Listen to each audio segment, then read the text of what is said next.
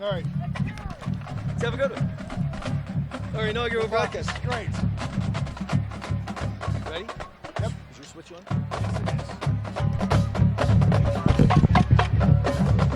Hello, everyone, and welcome to Mount Lebanon High School Stadium for tonight's WPIAL Quad A Southeastern Conference matchup between the visiting Baldwin Highlanders and your host, the Mount Lebanon Blue Devils. Hi, I'm Denny Pastufka along with Sean Fogarty. Pleasure to have you here with us tonight for this matchup. This is our inaugural broadcast on the Mount Lebanon School District website. Just go to www.mtlsd.org,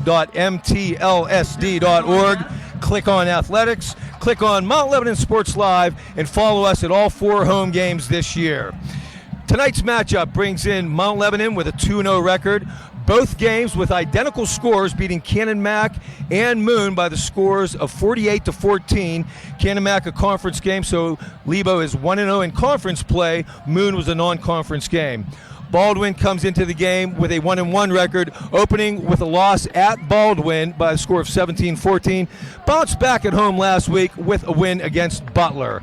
And Sean, we're getting ready for kickoff here. What can you tell us about how Mount Lebanon got to 2-0? It's all the Eddie Jenkins show, Denny. This kid has been phenomenal the first 2 weeks.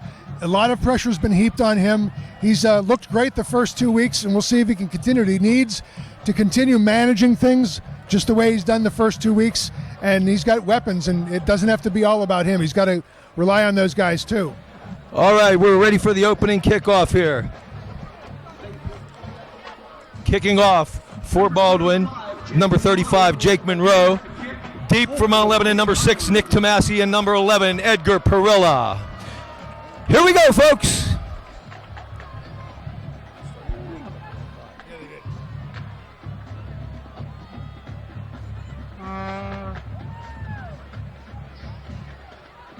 Seems to be some sort of holdup, Denny. I'm not sure. They're all standing around, Waiting all for the dressed Mount up and Lebanon ready to band go. to sit.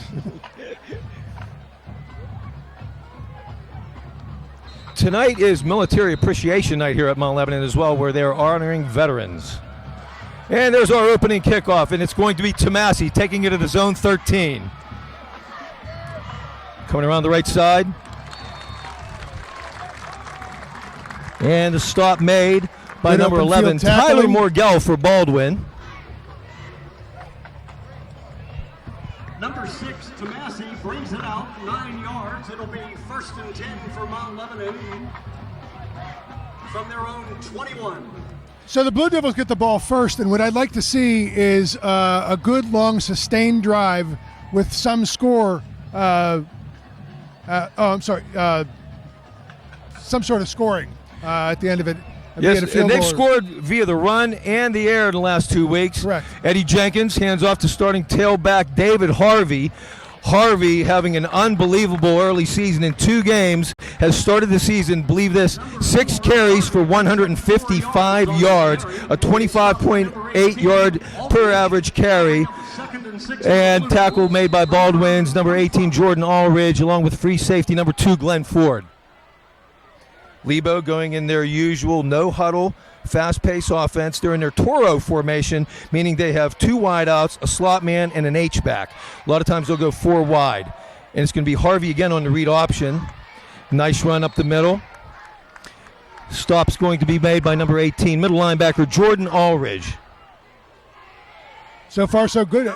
Denny, And he gets out to the 31-yard line. It's going to be 1st and 10 Mount Lebanon from their own 31. So Harvey with 2 carries for 10 yards. Jenkins fumbles the snap, and he has to fall on it immediately. Going to take a loss. that looked like a low snap. It wasn't just that it was mishandled. It was well below where he was expecting that ball to come. Exactly. And it's going to be a loss of 4 back to the 27. Number 11, Edgar Perilla now in at running back. Lebo will switch 4 running backs in and out consistently throughout the game, even though the workhorse is David Harvey. pass. Edgar Curler gets it in the flat. He's going to be brought down for a short gain of about 2. Tackle made by number 44 for Baldwin, which is Chad Huber. And it's going to bring up a 3rd and 12 from their own 29-yard line. Jenkins mishandled that one, and that was genuinely mishandled, the snap on that play, that previous play. Lebo does go to the 4 wide now. We got trips to the left. Patrick Moeller and Nick Tomasi in the slot. Jack Young split left. To the right is Nate Bear. Tomasi throwing. He has Tomasi for a first down. Up to the 45-yard line.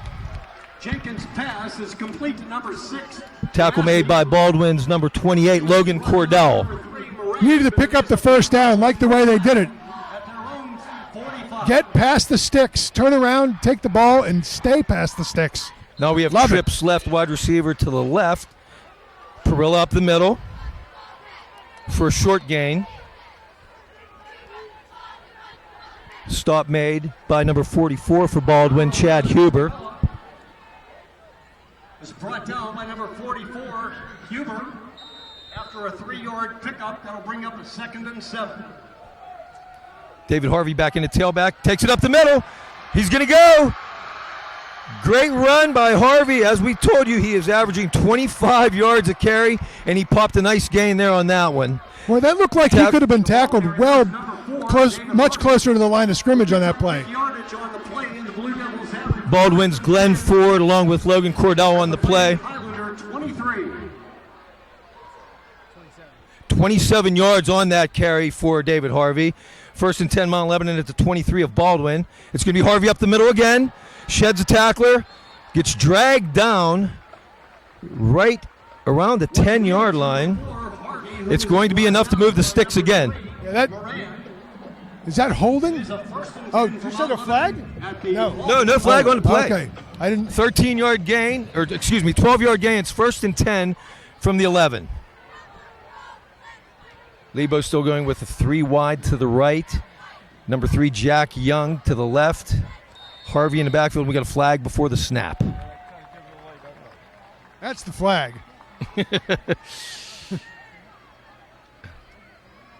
While they sort this thing out.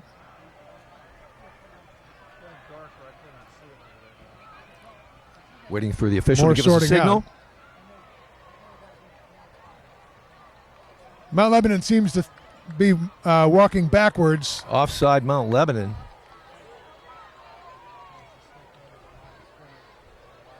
So we have a 1st and 15 from the 16. 16 where it is.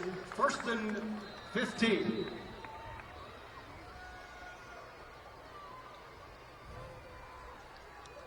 Jenkins on the keeper. Finds some room. Finally brought down by number 28, Logan Cordell. Jenkins on the keeper is brought down. You know, Denny, this offense is really all about Jenkins making decisions, making good decisions. He made a good one on that one. There was no opportunity for anything other than Jenkins to keep that one. Yes, it was. And here we go. Jenkins going to keep again. He's going to go up the middle. He's going to go into the end zone for a Mount Lebanon touchdown. Eddie Jenkins with a 12-yard touchdown run. And Mount Lebanon takes the early lead. I don't think anyone touched him, Denny. Unbelievable. He looked like he went in untouched. Especially up the middle. Yes. Terrific blocking by the front 5 and great execution all around. Eddie Jenkins, a good running quarterback. He has passed well in the first 2 weeks. He has run the ball well, and we have number 15, Garrett Montilla, on for the extra point. The kick is up, and it is good. Garrett Montilla, transfer student who moved here from North Carolina in the offseason, has come up to a good start in Game 1 against Cannon Mac. He was 6 for 6 in extra points, 2 for 2 in field goals, hitting a 37-yarder. Had a little tougher time last week at Moon, though. He missed 3 extra points wide left. Got a new pair of shoes. We're wondering if that had anything to do with it, as he broke out a pair of lime green shoes in week 1 but did not have them on last week. Don't know if that made a difference, but tonight he banged the first one home, and with 8:21 left in the first quarter, Mount Lebanon 7 and Baldwin nothing. He's also a weapon on kickoffs too, Denny, limiting the – oh, that's right. Sean was alluding to our kickoff man. We also have a new kicker on kickoffs, Joe Lowen. Joe Lowen, a senior who never played football until this year. A star baseball player of his age group ever since he's been about 8 years old. Will probably be the starting varsity pitcher and probably the number 3 hitter this coming spring. But had played some soccer in youth league growing up and has a strong leg. Asked Coach Mike Melnick if he could try out for kicker. And through 2 games, he has 5 touchbacks into the end zone. So Lone will line it up to kick off here. Deep for Baldwin.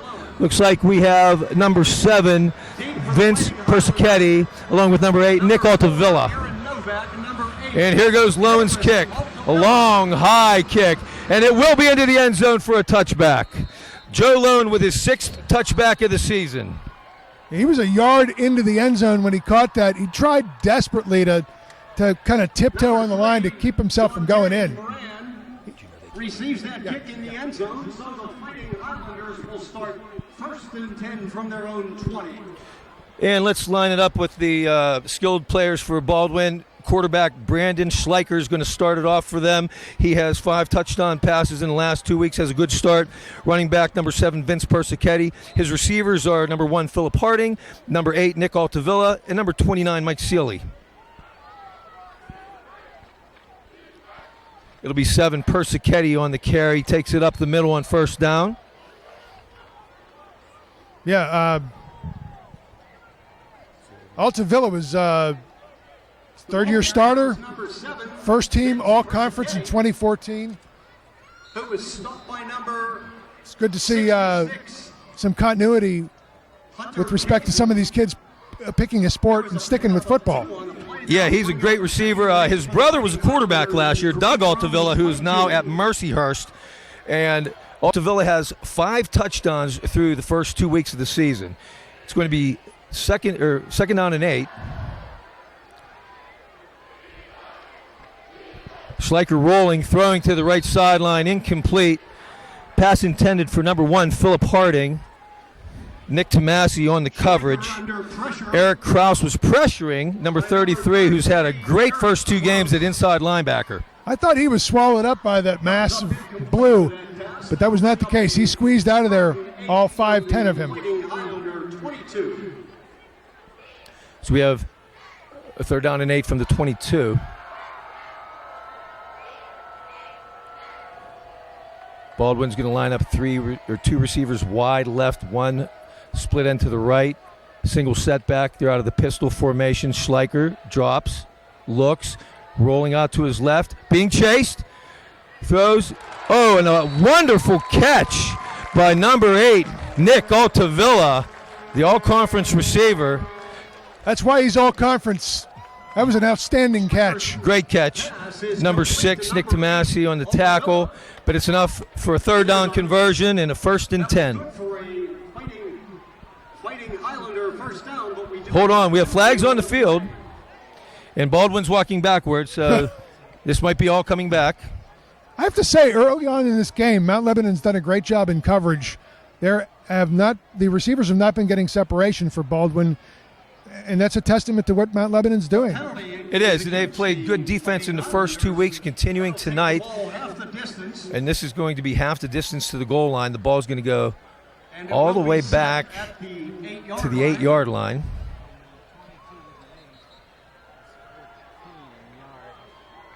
Third down and forever. How many plays do you suppose are in the playbook for this? Not many, Sean. When you're inside the 10-yard line, your own 10-yard line. They're going to go 4 wide, trips to the right, single wide receiver to the left.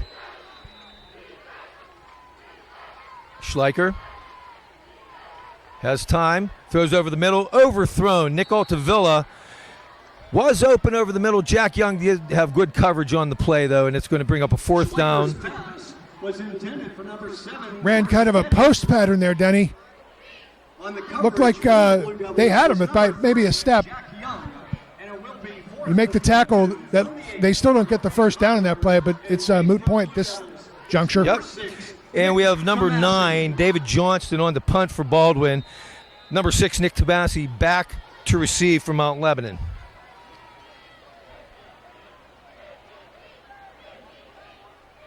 And it's a fake punt. They throw to the right side. It's incomplete. Nick Altavilla was wide open. And number 9, Johnson, the punter, overthrew him. And Mount Lebanon is going to take over with unbelievable field position with a 1st and goal from the Baldwin 8. Denny, I've seen a lot of football in my time. I've never seen anyone run a fake punt inside their own 10-yard line before. Unbelievable call. And the Blue Devils are going to be the beneficiary of this. From the Fighting Highlander 8-yard line. So you have good field position, check, and you have 8 yards to go. The drawback is you don't get the first down. You have 3 downs to score, essentially. Number 20, Emmanuel Kamalafi now in at running back. As we said, Mount Lebanon will shuffle 4 running backs in and out throughout the game. And it will be Kamalafi. Takes it off the left side, going toward the end zone. He's close to the goal line. Just shy. It looks like he's going to be held up about the 1-yard line. Looks like they marked him at the 2. Number 2, Glenn Ford. 28, Logan Cordell on the tackle for Baldwin. On the carry. That'll bring up 2nd and goal for the Blue Devils. The ball is at the Fighting Highlander. I can't say I disagree with the call. I mean, Was number 28. if you take 2 yards at a time, maybe you go for it on 4th. But they got a good chunk of yards out the first down. Mount Lebanon in a tight formation. Harvey back in at running back. He's going to get the ball. He's going to take it up the middle, and he is in for a Mount Lebanon touchdown. Number 4, David Harvey. This is exactly what Baldwin did not want for this game, which surprised me that they went with the fake punt. Unbelievable start, but we'll take it as Mount Lebanon goes up 13-0 with number 15, Garrett Montilla, on again to attempt the extra point. Number 12, quarterback Eddie Jenkins will hold. Is number 15, Garrett Montoya. Good snap, good hold, good kick. And with 6:29 left in the first quarter, Mount Lebanon off to a quick 14-0 lead. Not a lot not to like, is there? Mount Lebanon looks great. They got a gift. I mean, that really, Denny, that really is almost like a turnover. It was, and like I said, we scored immediately, as you should, as we had to. So we got a nice buffer here early on in the game. Let me take this time to go over the Mount Lebanon starting offense, since we got cut kind of short before the game started there. Mount Lebanon, as you know, starting quarterback number 12, Eddie Jenkins. At running back, number 4, David Harvey. Offensive line, tackle, number 65, Paul Gratton. Guard, number 66, Hunter Kazin. Center, number 61, Ian Walsh. Right guard, number 62, Chris Lippert. Right tackle, number 74, Ken Schrader. And wide receivers on the wide side, we have Jack Young and Nate Baer. Inside in the slots, we have Pat Moeller and Nick Tomasi. At tight end or H-back position, you'll see number 44, Tommy Graham, or number 8, David Abedanza, both who are which in on that touchdown play. Okay, we have Joe Lowen out here again to kick off. Deep for Baldwin is number 8, Nick Altavilla, and number 3, Jonte Moran Miles.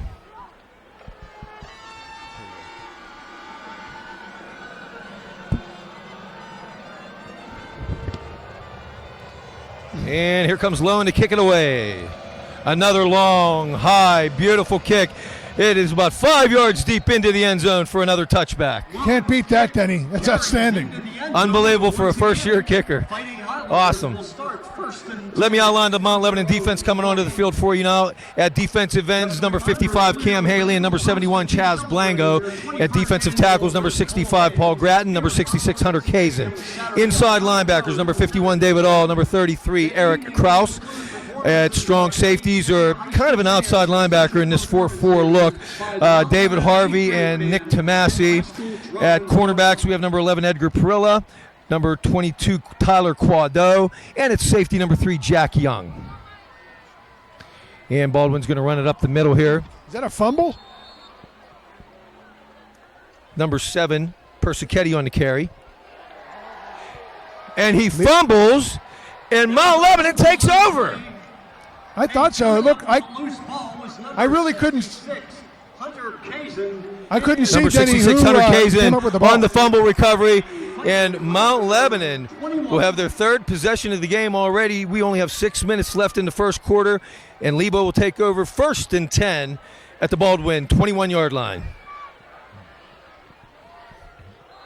Just like that second drive, Denny, gotta get points out of this. Yep. 20 Komalafi back in at tailback. Tomasi motions to his left. It's going to be Komalafi up the middle. Tough sledding, but he's making a good hard run at it. Picked up a couple on the play. Stop made by number 68, Brendan Badstibner, along with number 28, Logan Cordell. The stop was made by number 28, Cordell. It is 2nd and 7 for the Blue Devils from the Baldwin 19. Jenkins going to fake the handoff and keep, runs to his right, has a little bit of room, is dragged down by number 28, Cordell.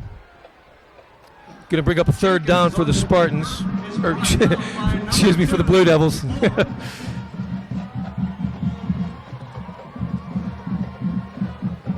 Number 11, Edgar Perilla, now in the tailback for the Blue Devils. And we have some movement here. Let's see who they got. Did Baldwin jump or did somebody draw them offside?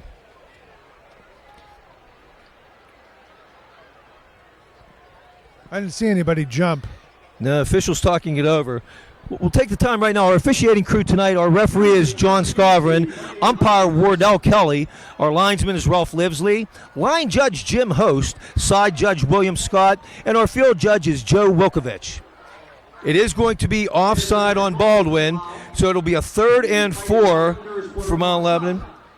No, excuse me, that's going to give us a 1st down. It'll be 1st and goal at the 9. Jenkins with Perilla at the setback. Quick look, slant, intended for Tomasi. A little bit low, bounced in there. It's going to be incomplete. It'll bring up a 2nd and goal from the 9. Well, it wasn't the best throw, but I think what he saw is the defender creeping up and wanted to keep the ball away from danger. I agree, Sean. I think if he would have got it in there, we might have had 6 on that play. But it'll bring up a 2nd and goal at the 9. Jenkins out of the pistol. Tomasi or Moeller in motion, but he's going to hand off to Edgar Perilla. Tough run up the middle. Going to get down inside the 5-yard line. Met by a host of Highlanders, led by number 2, Glenn Ford. You know, Denny, Baldwin has been saying all offseason that they have an improved defense. Unfortunately, we haven't been able to see if that's true because the field position has just not been in their favor all night. Not yet. They've been digging out of a hole here. And the ball is spotted at the Fighting Highlander 3. Number 33, Eric Kraus, now in at running back. And Lebo's going to go to their tight set where they have both H-backs in the game. Number 44, Tommy Graham. Number 8, David Abadanza. It's going to be a pitch to Kraus. Kraus takes it off the right side. He is in for the Mount Lebanon touchdown. Eric Kraus with his 2nd touchdown of the season. And Mount Lebanon goes up 20-0 here early on. He had the wherewithal to reach over the line, too. He was not, the rest of his body was not across. I think his elbows were short, too. He just reached over there and got it. Eric Kraus, a tough player. Tough guy in a small package, starts at inside linebacker. Kraus is only 5'8", 175, but one of the leading tacklers on the defense. Oh, we got a botched hold by Eddie, but he finds David Harvey on the fake. And will he get in? Yes, he gets in for a 2-point conversion off the mishandled snap from center on the extra point. And it'll be Mount Lebanon 22, Baldwin nothing. That is a heads-up play. There are 11 guys in the field. There are blockers, and there's, somebody not only had to recognize, it's a botched play. Somebody else had to recognize it was a botched play and get out in the flat for a catch. And that's why they rehearse these things. You got it, Sean. They do practice that every day. David Harvey knew where to go, knew where to be, and made a nice dive into the end zone for the 2-pointer. Number 1, Phil Harding, and number 7, Vince Persichetti. At the safeties, it's number 2, Glenn Ford, and number 3, Jonte Moran. At linebacker, number 18, Jordan. Low and out for his 3rd kickoff already. Back deep to receive is going to be once again number 8, Altavilla, and number 3, Moran Miles for Baldwin. And number 66, Shane Eccles.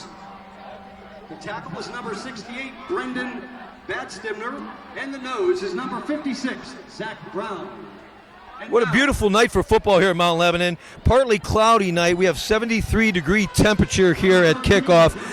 Couldn't be a better night for football. for the Blue Devils, and it's number 8 Good night for football, Denny. and number 3, Jonte Moran. Joe Lowen with another long high one, but this one will be taken at the 2. But no, we have flags on the play. It looked Could it like be more than one offside? player left early. You see the flag, Sean? Oh, you know what? No. They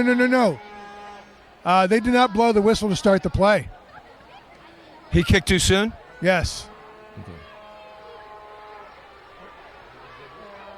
In fact, they are motioning illegal procedure, which I have to say is a really odd call for a kickoff. Yeah, it was.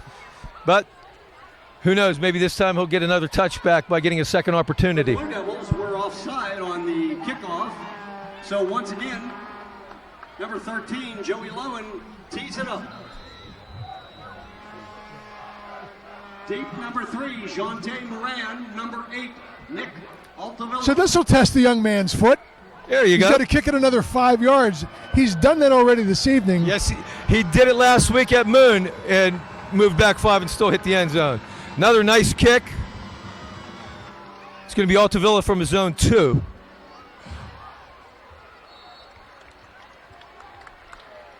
And it looks like Nate Bayer originally tripped him up.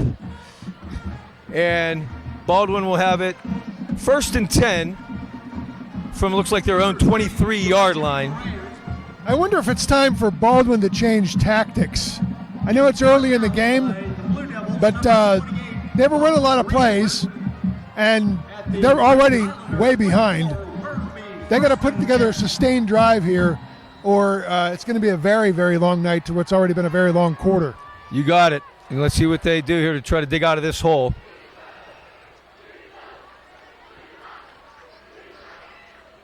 Schleicher fakes the handoff, throws to his right, out of bounds, intended for Glenn Ford.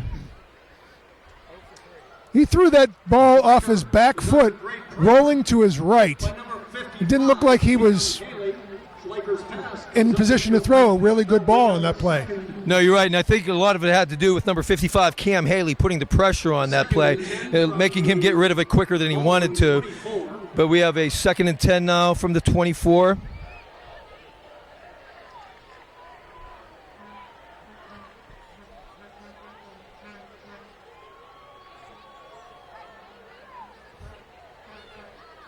Schleicher with a long count, and now there's going to be a flag. Too much time. Is it delay, or did they a false start? Here comes the call. Oops. It is a false start on Baldwin. The penalty goes against the Fighting Highlanders. It is a dead ball foul, illegal procedure. Baldwin can't seem to get out of their own way. Not only the turnovers, that is their 3rd penalty already for 18 yards. 2nd and 15. Denny, as a coach, whenever this happens, you just go back to bread and butter, fundamentals. You're going to have to, because right now, nothing's going right for Baldwin.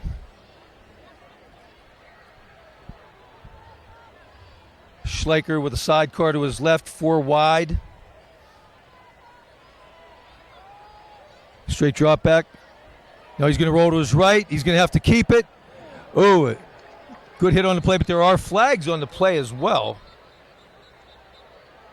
Well, he got hit by Schleicher Eric Kraus brought down by number really hard. 66. That was a Eric great Cross tackle. made the initial hit, and then Hunter Kazin came in like a ton of bricks.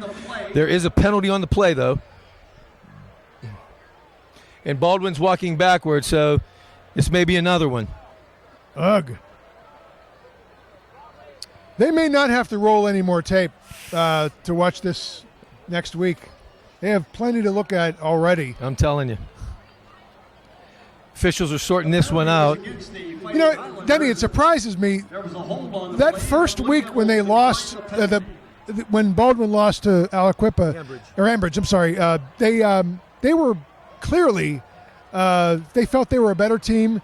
After the game, they said that's a game that we let get away, that we shouldn't have lost that game. And I expected them to play a little better than they're playing right now. this week. They look like a team that could give Mount Lebanon problems, and that does not appear to be the case at the moment. Not right now. Not much going right whatsoever. Persichetti, number 7, back in at running back. Schleicher getting chased. Thrown in. He gets it away. It is complete. Complete to number 7, running back Vince Persichetti. No, it's going to be called incomplete. Schleicher's pass was intended for number 7. Number 58, Ryan Gaughan, providing some pressure for Mount Lebanon on the play. Pass is incomplete as the receiver. Sophomore who got some playing time last week is doing a good job coming in and spelling some of our big guys. 19, where it is 4th and 15. And the punting team But Denny, deep for the Blue Devils. I imagine that there will be no chicanery on this play. This is straight up going to be a punt. I would think. Johnston back to punt. Tomasi deep to receive.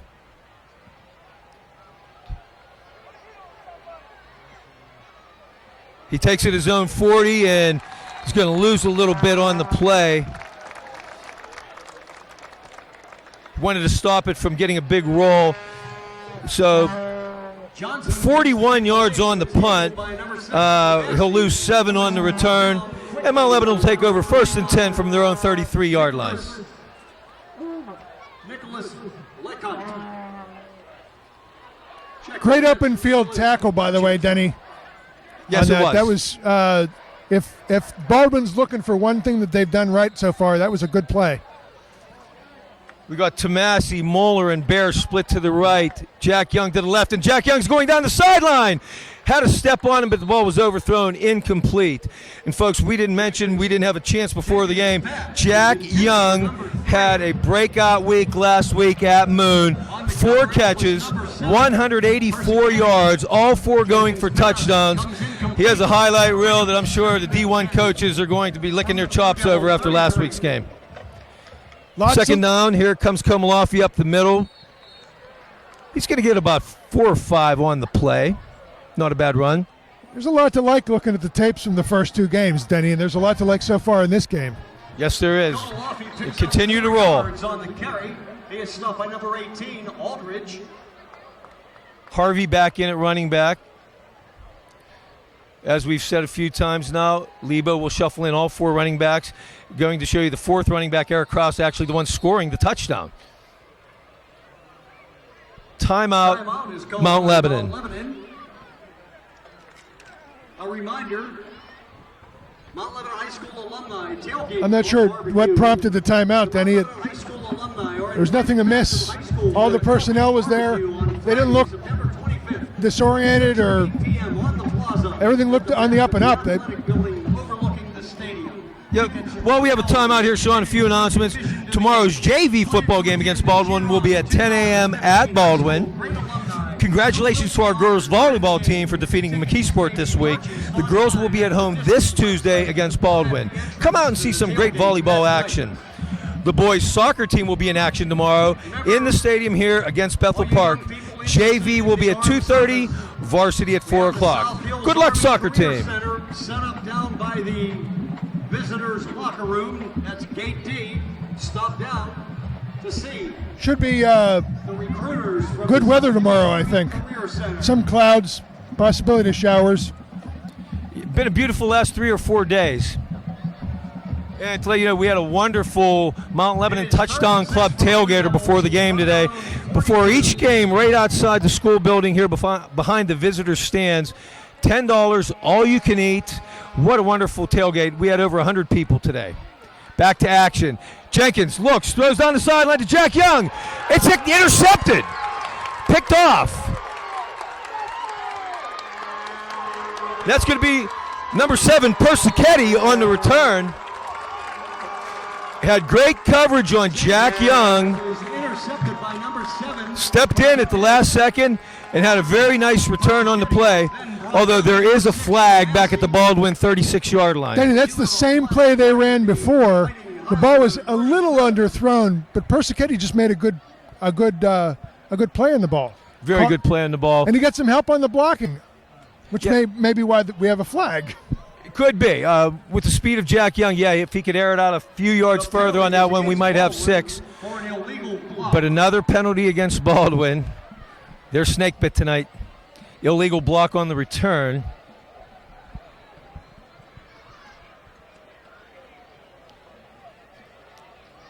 And the officials are bringing the ball back. It looks like they're going to walk it off from the 36 or 37-yard line. I guess 37 because they're going to bring it back 10 yards to the 27, where the Highlanders will start 1st and 10 with 3:10 remaining here in the first quarter. Is that the first interception of the year? That is the first interception of the year. Eddie Jenkins with some stellar numbers coming into tonight's game. 14 completions on 24 attempts, 414 yards, had 7 touchdowns, 0 attempts coming up to that play. Schleicher from his own 27-yard line.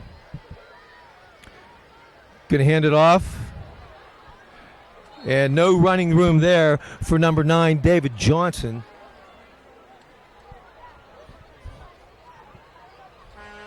The ball carrier was number 9, David Johnson. Number 33, Eric Kraus on the stop for the Blue Devils. He was stopped by number 4, Harvey. There was a loss of 3 on the play. That'll bring up a 2nd and 13. He ended up losing 3, 2nd and 13. 24. Ball at the Baldwin 24-yard line.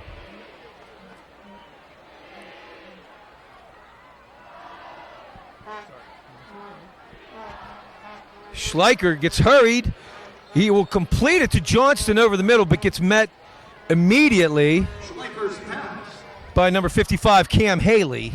I like how Haley knew immediately, sniffed the play out, knew it was a screen, was there to make the tackle. And it was caught. Paul Gratton might have tipped that on the play. No gain, actually. Paul Gratton, number 65, the big senior, 6'4", 280 pounds, verbal commitment to Villanova. 13 for the Fighting Highlanders from their own 24. Big third down, Denny. If you can stop them here, it almost negates ever having a turnover to begin with. You're right. 3rd and 13. It's a bad snap over Schleicher's head. Does get control of it. Throws to the sideline, out of bounds. Just gets rid of it, throws it away. That's a tough throw. He's rolling to his left. He's throwing the ball. He's in a hurry. The timing's all off. Had he completed that, I would have been very surprised. And good coverage on the play by Mount Lebanon. There was just nobody open.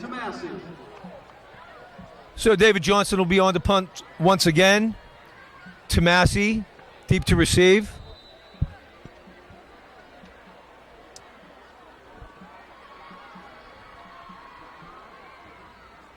Johnson punts away. It's a low one, and it's going to go out of bounds on the Mount Lebanon sideline. But he gets a little bit of a roll. It's not going to end up being a very bad kick as far as yardage goes. Johnson's kick rolls out of bounds back at the Blue Devils. Yeah, Danny, that ball rolled about 10 yards before it eventually went out of bounds. It did, so it's at the 37. It'll be a 39-yard punt after it's all said and done. Kelly. The linesman is Ralph Livesley. The line judge is Jim Yost. The side judge is William Scott. And the field judge is Joe Wilkovich. Blue Devils take over 1st and 10 from their own 37-yard line. We're going to show trips, receiver to the right side, Jack Young, lone receiver to the left, Komalafi in the running back. Jenkins is going to keep quarterback draw, no room whatsoever. That gets stuffed at the line of scrimmage. May get a yard. On the keeper is number 12, Jenkins, who picks up 2 yards on the carry. Gets about a yard on the play. It's going to be 2nd down and 9 from the 38-yard line. Denardo. It is 2nd and 8, Mount Lebanon. Blue Devils going empty set this time. Edgar Perilla into the game as a slot. So 2 wide, 3 slot men. And it looks like Baldwin has jumped again.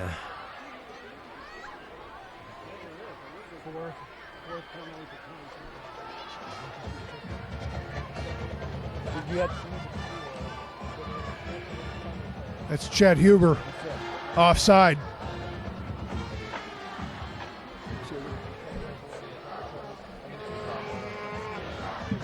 Five-yard offside penalty. It'll give Lebo a 2nd and 5. They're going to stick with the empty set, 5 wide formation. Jenkins looking, throwing over the middle. Edgar Perillo makes a catch in stride. He's going to go all the way for a Mount Lebanon touchdown. Edgar Perillo, 57 yards for the Mount Lebanon touchdown, and this is getting out of hand in a quick hurry, Sean. He outran 3 guys and caught it in stride. It was a great throw, a great catch, and a score, the 4th score in just the first quarter. And we're still in the first quarter. Folks, that's the first time we've seen that formation this season with Perilla at a slot receiver. And holy heck, they made it work right away for a 57-yard touchdown. Montilla on for the point after. Kick is up. Kick is good. And with 44 seconds remaining in the first quarter, Mount Lebanon 29, Baldwin nothing. Denny, in the summer, you and I talked about this team. We weren't really sure what kind of team it was going to be. They still had some questions, still had some of their own questions, not just everybody else's. And it's almost like they've come out the first 3 games and said, we're done with the questions. This is who we are. We're competitive, and we will compete for the WPIAL championship. And it's hard to argue with that right now. Great analysis, Sean. That's the way we've started out, and they've continued tonight where they left off the last 2 weeks. Very impressive start for the Blue Devils tonight. And great thing about that, too, is the last 2 weeks they were able to clear the bench in the second half. So you want to get players in here. You want to get some experience for next season. And they've been able to do that each week, and it looks like they're on their way again, hopefully. On the other hand, if you're Baldwin, and I'm just thinking here, but they wanted better from this team. They thought they were better, and they look shell-shocked right now. I agree. The body language on that sidelines is fairly telling. Well, we got the same lineup with Lowen kicking off, and we have Altavilla and Moran Miles deep for the Highlanders.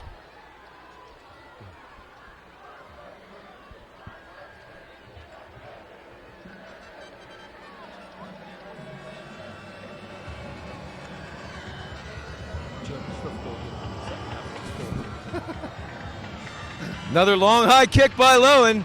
This one's another 5 yards deep into the end zone for a touchback. And he just continues pounding it deep into the end zone. Benny, there's a tendency to let your foot off the pedal, and that might have long-term benefits. You don't want guys to burn out toward the end of the year.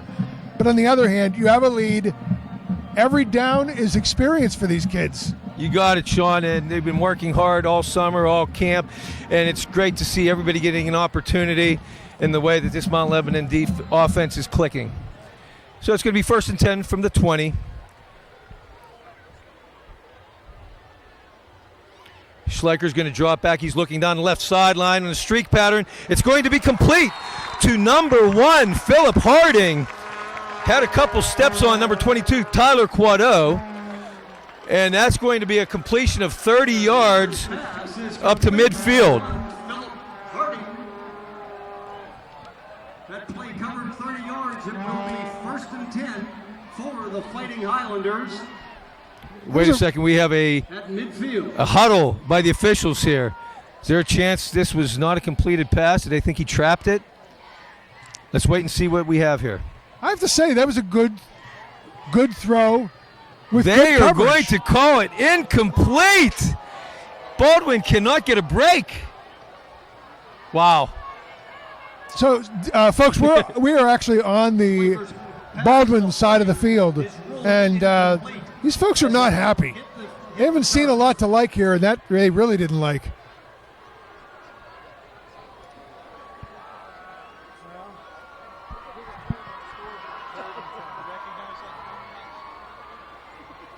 So now Baldwin finds themselves again with a long 3rd down, and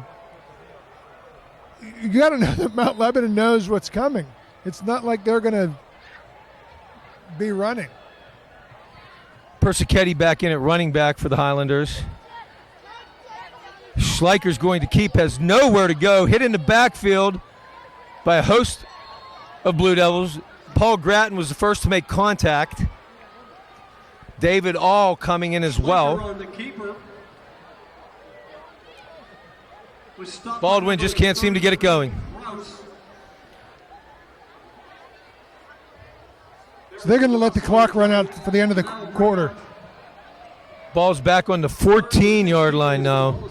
At the Fighting Highlander 14. And that's going to do it for the first quarter. And what a first quarter it's been with our score, Mount Lebanon 29, Baldwin nothing. Blue Devils leading the Baldwin Fighting Highlanders 29-0.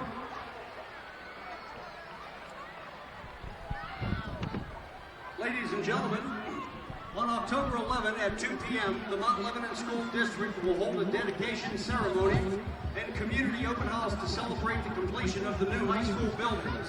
On Sunday, A few announcements on other Mount Lebanon sports. Congratulations to our girls tennis team for winning the Altoona tournament last weekend. In addition, the girls defeated Swickley Academy this week. Special congratulations to Skylar Morgan for finishing third in sectional singles and qualifying for the WPIAL Singles Championship. the new construction of the high school was made possible due to the continued support and commitment of this community to provide an excellent education for our children. This celebration marks the culmination of years of planning and community input that began in 2006 and has resulted in a shared vision that created 21st century academic fine arts and athletic spaces that will serve Mount Lebanon High School. I'll give you some quick stats here at the end of the first quarter. Eddie Jenkins is 4 of 7 for 78 yards passing. David Harvey, 5 carries for 50 yards already. As we said, the numbers are piling up. Levo off to a great start tonight. If you asked these kids to do better, there should be a mutiny. They did outstanding. I mean, the one hiccup with the interception, that's it. Everything else was, it's hard to ask for better. They played very well. As we mentioned earlier, it is Military Appreciation Night here at Mount Lebanon Stadium. In addition, it is also Mount Lebanon Youth Football Night. All of the youth football from first grade up through 6th grade, all players are here in uniform tonight. They lined up before the game as the team ran out of the tunnel. Thanks to Chip D'Alessandro, longtime president of the Mount Lebanon Youth Football Association, does a great job getting these players ready to come up to the next level. Well, Baldwin's going to take it from their own 14 here. 3rd down and 16. Schleicher in the pistol. Persichetti sidecar to his right. 4 wide. Jenkins now in at corner on the right side. Schleicher being chased by Paul Gratton. Here comes Eric Krause, and Eric Krause is going to shove him out of bounds. And there'll be no gain on the play. He's going to get knocked out at the 14-yard line, bringing up a 4th down and another punting situation. He actually had a receiver downfield that was open, 2 steps ahead of the Mount Lebanon defender, and either didn't see him or the play wasn't designed for him, or I'm not sure, but you wonder the plays, the fundamentals, but also missed opportunities. Baldwin in punt formation once again. Johnston back to punt. Tomasi at midfield to receive for the Blue Devils. Johnson gets it away, a low lining kick. It's going to bounce, and Tomasi's going to get out of the way. And it'll be downed at the Mount Lebanon 43-yard line. He's been getting some good rolls tonight. A 41-yard punt by David Johnston. You get a football bouncing all over the place like that, bad things can happen. Just get away from it. Not like that's going to roll inside the 5. Right, it's been effective for him tonight. None have traveled more than 25 yards in the air, but he's punted for 39, 40, and 41 yards. And despite that, Mount Lebanon, on the first series they had the ball started inside their 30-yard line, but since then, no. They've had good field position all night. Jenkins running the option. He's going to keep, and he's going to be dragged down. Jenkins on the keeper is brought down for a loss by number 67. Artie Priori on the stop for Baldwin. Number 17, Patrick Kimball, now in at wide receiver for Mount Lebanon, giving Jack Young a break. It is second down and 18 for the Blue Devils.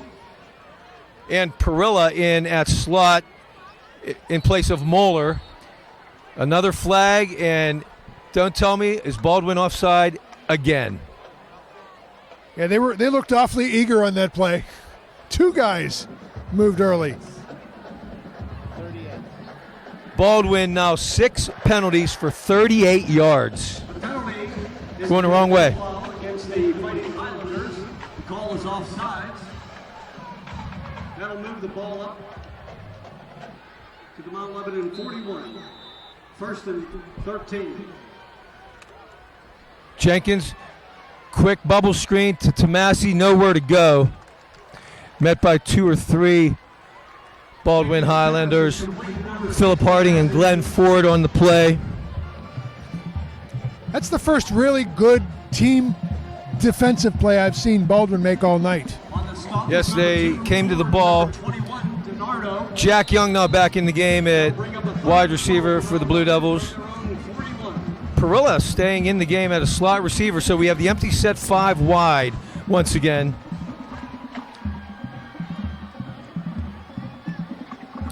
Jenkins being chased, takes it to his right, throws, complete to Moeller. Moeller makes a nice catch, tries to make a move,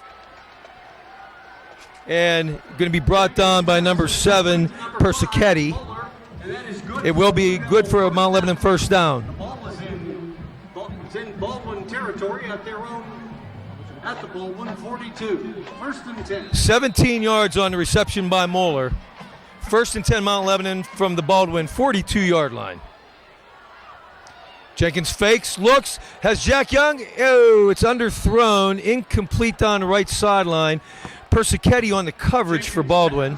Persichetti had great coverage on that. There was very little opportunity for that ball to get through. Right you are. He's had good coverage in the last few. Be interesting to see if Jenkins aired it out a little bit deeper to see if Young could run under those. Second and 10.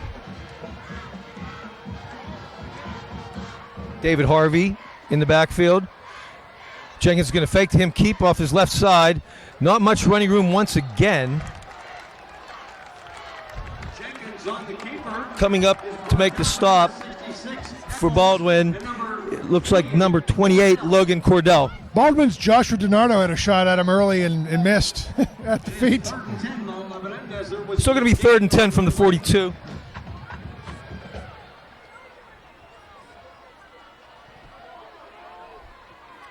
They line up in the no huddle, but now Jenkins looking to the sideline for the signal. Coach Mike Junko, the offensive coordinator, calling the plays from the booth, signaling them down to Mo Richardson, receiver coach. Eddie Jenkins, nowhere to go again. Number 56, Zach Brown on the stop for Baldwin, and it's going to bring up a fourth down for the Blue Devils. Zach Brown was in there almost as soon as the ball reached Jenkins' hand. Great penetration. That's the best series Baldwin has had defensively. And we have a fourth down, 12 to go from the Baldwin 44-yard line. Garrett Montilla into punt for the Blue Devils. Back deep is Altavilla for Baldwin. Nice high spiraling kick by Montilla. And Tyler Quadro tried to down it. I think it went into the end zone for a touchback. Yes, it will be a touchback. He had his hands on it. He did. He got down there, couldn't quite keep it out of the end zone. So a 44-yard punt for Montilla, and Baldwin will take over first and 10 from its own 20-yard line. To be fair, he was there. I think the ball kind of took an odd bounce. He managed to get a finger or two on it, but it just had too much momentum. Right. Baldwin really needs to get something going quickly here to get back into this contest.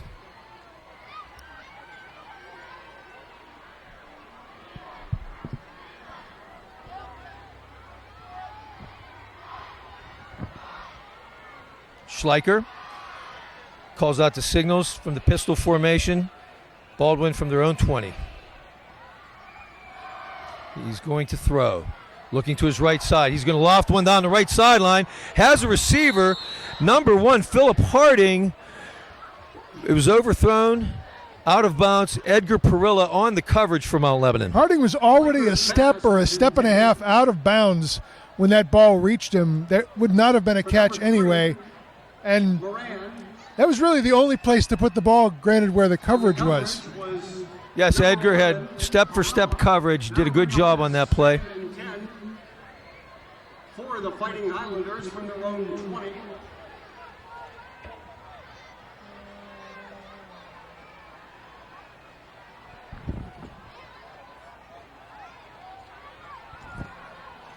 Handoff to number 5, coming up the middle.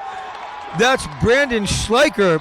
Sorry, it's the quarterback keeper. Faked me out on that one. But a great run across midfield. Finally brought down by number 4, David Harvey. Number 5, the quarterback, Schleicher. 37 yards on the gain for Schleicher. It is a First and 10 from the Denny Mount All Lebanon was in the 48-yard line. backfield. Could have had a tackle and was just a step behind. Almost had the play there in the backfield, did all. And it's unfortunate because that did go for a big gain. And now, finally, early into the second quarter, Baldwin finally has some momentum. In Mount Lebanon territory now from the 48-yard line, Schleicher. He's going to fake, roll, throws, complete pass. Number 34 on the catch. That would be Zach Roach, tight end. Zach Roach. David Harvey on the stop. Making the stop was number 55, Haley, and number 58, Goggins. Denny, this Baldwin team is far more patient than they've been. They don't like to huddle. They like to run the hurry up, and they're far more. Did they call a timeout? Timeout Baldwin. Blue Devils call timeout. No. Oh, no, it was a Mount Lebanon timeout. My mistake. I'd like to congratulate our girls volleyball team for defeating McKeesport. The girls will be at home this Tuesday against Baldwin. Denny, See some great volleyball the hallmark of this Our boys soccer Baldwin team will be offense in action tomorrow. are the skill position players. Altavia's, he's the number 1 guy, but you have other guys. You have the running back, but the quarterback is not the most important position. It's the skill positions that get the emphasis on this offense. And what I'm surprised at is that so much reliance is placed on the quarterback. I was not anticipating that. It seems like the skill position players have been put in check by the outstanding defense thus far put up by the Blue Devils. It's been great to watch. Yeah, Mount Lebanon, I think, is winning the battle of the line of scrimmage, and Baldwin just hasn't been able to get it going tonight.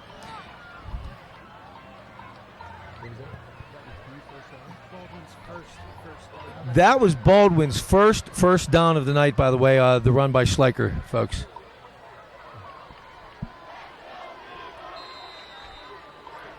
Second down and 1.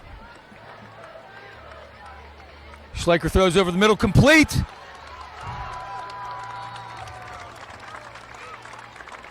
That's number 8, Altavilla, brought down by number 33, Eric Kraus. But it's going to be enough for the first down. And Baldwin establishing their first drive of the night as they got it down to the Mount Lebanon 23-yard line. Altavilla is their third-year starter, first-team all-conference last year. He's a weapon. Got to keep an eye on him. Yep, nice play on that catch. First and 10 from the 23. 4 wide set. Although he's going to hand it off to number 9, Johnston. He'll get driven out of bounds by number 11, Edgar Perilla. The pitch was taken by number 8. Then it looked like he tackled him out of bounds. Is that what the flag is for, you suppose? Not sure. We got a flag on the play. Holding Baldwin. Oh. And they continue to shoot themselves in the foot.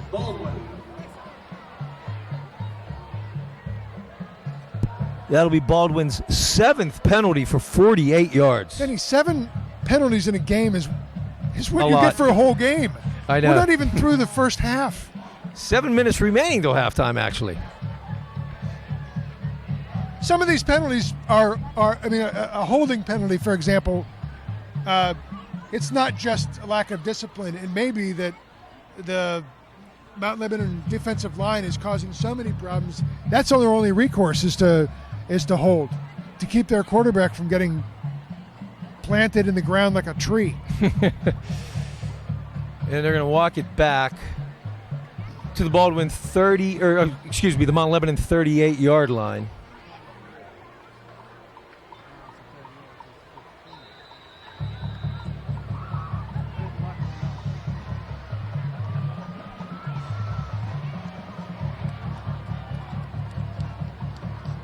Schleicher looks, pump fakes, has time, throws deep down the left side. It's going to be underthrown badly. Altavilla was a receiver on the route. Number 22, Tyler Quado on the coverage. Baldwin is moving, Denny, from our left to right. They are lined up on the right hash mark, the hash mark on the near side of the field. And Schleicher threw that all the way on the other side of the field on the other sideline. That's about 40 yards just laterally, and now he's throwing it diagonally. That's probably a 60-yard throw end to end he has to make there. Right you are, and it was well underthrown. Schleicher throws to his right, quick pass. It's going to be number 1, Harding on the reception. Schleicher's pass was complete to number 1, Harding. Nick Tomasi dragged him down. Tomasi and number 66, Kazin.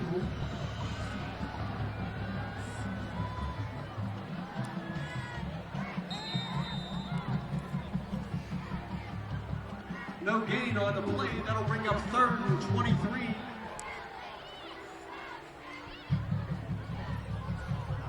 So, Denny, it's 3rd and 23. This is becoming a habit for this team today, this Baldwin team. It is. Look for Mount Lebanon to bring pressure with the long yardage here. Timeout. Officials calling for a timeout. And Mount Lebanon looks like it's called its second timeout of the half. Well, we have a minute here. We'd like to congratulate our girls golf team for defeating Oakland Catholic this week. Congratulations to our boys golf team for defeating McKeesport, Bethel Park, and Baldwin this week. The boys remain in first place in their section. Great job, golf teams. Jolly good show. I like the young golfers. Gets them outdoors. Love it. I'm always amazed at what young athletes can do. I never find ways to not be excited by that. It's great. It's fun to watch. Mount Lebanon usually sports a good golf team. Our home course, the Mount Lebanon Public Golf Course.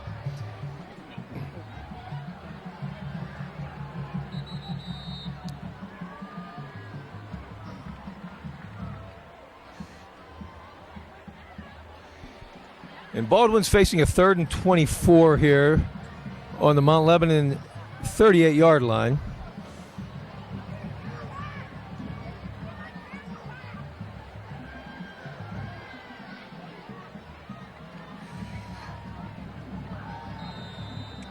And the official blows the whistle. We're able to start play again. Schleicher takes a snap. Quick screen to number 8, Altavilla. He turns the corner on Tomasi. He's got running room. And a nice open field tackle by Eddie Jenkins. Quarterback Eddie Jenkins now in at corner. Makes the stop. Altavilla made a nice move to give himself some extra space. Yes, he did. And he had all sorts of space out to his left. Made a move and had, having seen how much space was out there, just ran out to the left flat and took off. He'll pick up 18 on the play, get the ball down to the 20, and it's going to bring up a 4th and 6. It'll be 4th and 6 for the Fighting Highlanders. Normally I would say kick, but it's pointless with a 29-point deficit. You got it.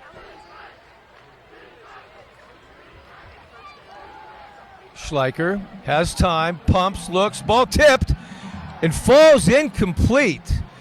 Did we see who got a hand on that? Was it Paul Gratton? Uh-oh. We got a flag after the play. Could this be an unsportsmanlike conduct for Paul Grattan, who was doing a little bit of celebrating after the play, a little bit of taunting toward the Baldwin players? Let's see if that's what's going to be.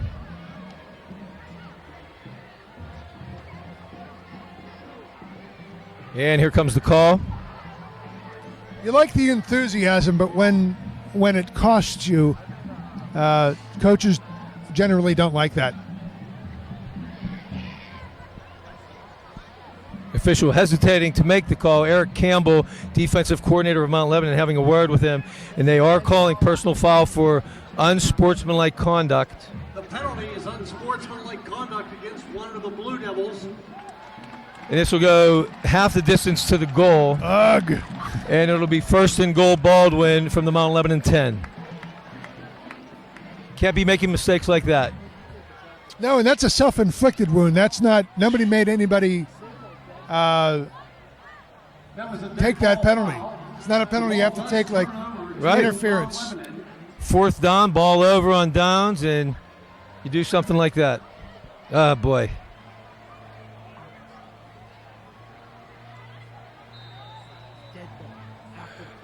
Folks, I'm sorry.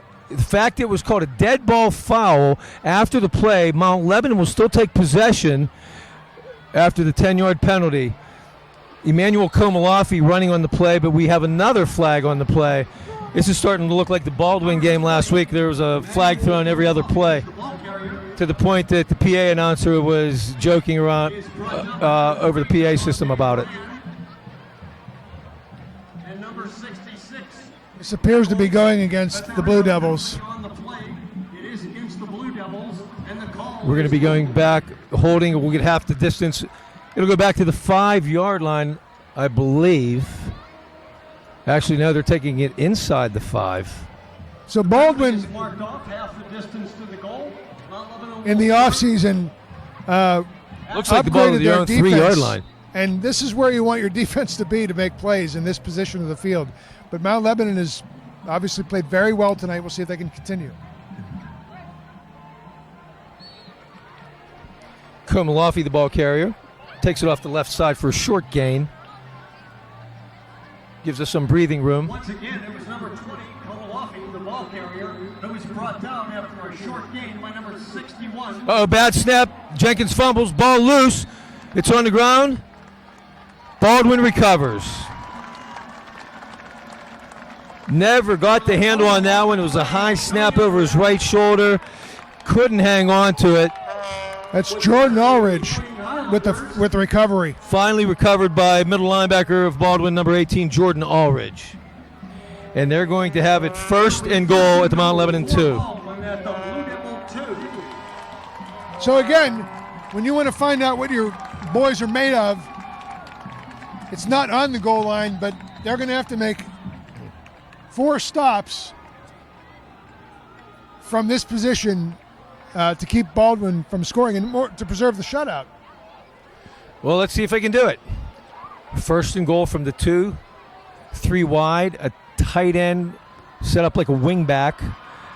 Schleicher's going to keep to his right side, and he's going to take it into the end zone for the Baldwin touchdown. Number 5, Brandon Schleicher. On the keeper. He just kept it drifted right. I don't ever think that him handing the ball or pitching it to anyone was ever in question. And number 36, senior kicker Peter Wright, on for the point after for the Highlanders. Good snap, good hold, ball is up, kick is up, and it is good. With 4:47 remaining in the first half, our score, Mount Lebanon 29, Baldwin 7. 36, Peter Wright is good on the extra point try. So with 4:47 remaining in the half, it is the Mount Lebanon Blue Devils. We don't have a game yet, Denny. We don't have a game yet. Not quite yet. Baldwin trying to inch their way back into it. But that's a mistake, and Baldwin made Mount Lebanon pay. And good teams do that. Right you are, and it's a lot of the scoring has come off mistakes tonight, both sides of the ball. So let's see if Mount Lebanon can answer. stadium. Tickets are $20 and include admission to the game. Plan to attend and cheer on the 2015 high school grade alumni who will be honored during the game. Tickets may be purchased online at the district website or at the entrance to the tailgate that night. Folks, next week we will be back here live again on www.mtlsd.org as the Penn Hills Indians visit the Blue Devils. Expecting a stiffer challenge next week. Penn Hills quarterback Billy Kisner put up I think 200 yards rushing against us last year. Had a huge night. Hoping we can shut him down this year. Kicking off for Baldwin now will be sophomore kicker number 35, Jake Monroe. And he kicks a squib kick, and it's not mishandled by number 8, David Abadanza, but finally he was able to jump on the ball and retain possession. And Mount Lebanon will take over 1st and 10 from their own 26-yard line. By number 8, David Abadanza. Not sure why you do that. Just kick it away. I agree. If you got a guy who can get it in the end zone, do that. At their own 26.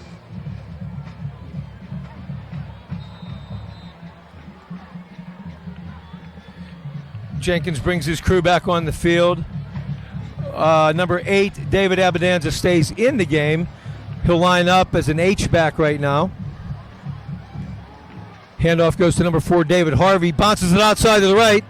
Oh, and he's going to be dragged down. In on the play, number 2, Glenn Ford, along with number 3, Jean-Trey Moran Miles. By number 3, Jean-Trey Yeah. Moran after a short gain. It is Second down 8 on the play. Handoff goes to Harvey again. Has room up the middle, but then dragged down by number 3, Jean-Trey Moran Miles. By number 3, Jean-Trey Moran after yet another short pickup. It'll bring up a 3rd and about 4. Oh, we got another flag. Here we go again.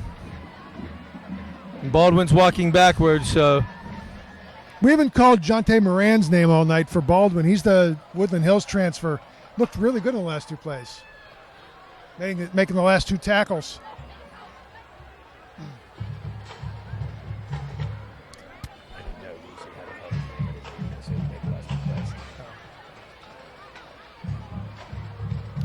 that'll give Mount Lebanon a 1st and 10. Offsides against the Fighting Highlanders. Jenkins drops, looks, throws over the middle. Great catch by Pat Muller. Oh, and slips up. There was a defender there. Moran was waiting for him, but a nice gain by number 5, Patrick Muller. The Pastufka kid had a hand in there. I thought he had a shot at it. That ball was a hair hanging in the air for a little too long. If you're a quarterback's coach, that's a scary moment. 19 yards on the gain, 1st and 10. From there, 44. Jenkins throws again, complete again to Muller. Goes up and makes a nice catch. High points it. No! Just shy of the 1st down. Number 2, Glenn Ford on the stop for Baldwin. Number 44, Tommy Graham now in at H-back for Mount Lebanon. Jenkins will hand off to number 11, Edgar Perilla. Gets tripped up by number 61 for Baldwin. On the stop was number 2, Glenn Ford. Along with number 2, Glenn Ford. Sorry, we do not have a number 61 on the Baldwin roster, unfortunately, so don't know who made the initial contact. Jenkins on the keeper off the right side. He's going to be met by number 61 again. Jenkins Also 21, Josh DiNardo helping out on the play. Moran and number 61.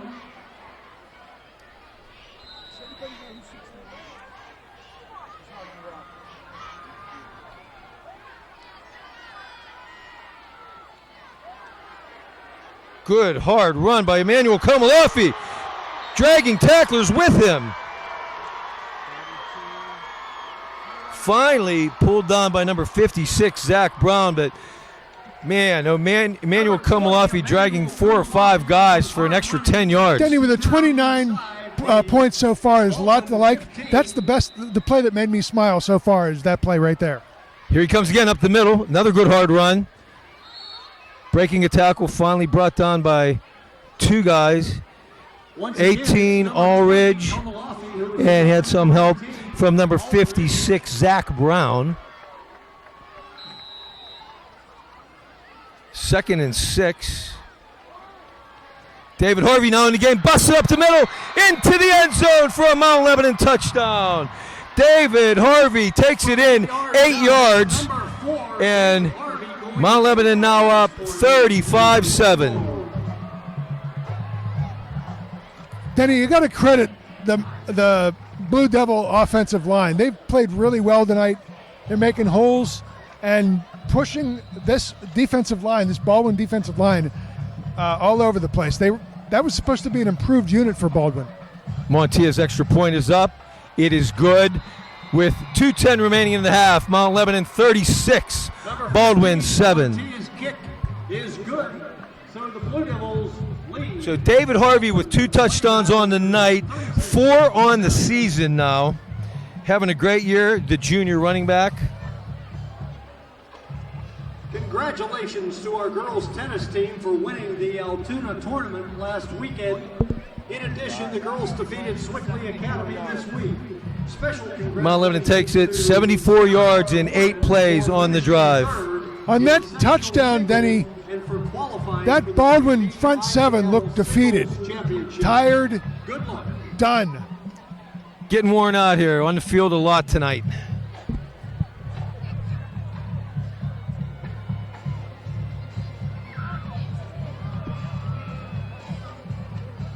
So Joe Lowen will kick it off for the 5th time tonight. Busy night for the senior kickoff specialist. Back deep, number 8, Altavilla once again, along with number 3, Moran. So we've seen a fake punt, a squib kick, and I wonder if the ball's in play, I wonder if they'll try something on the return. We're going to find out soon.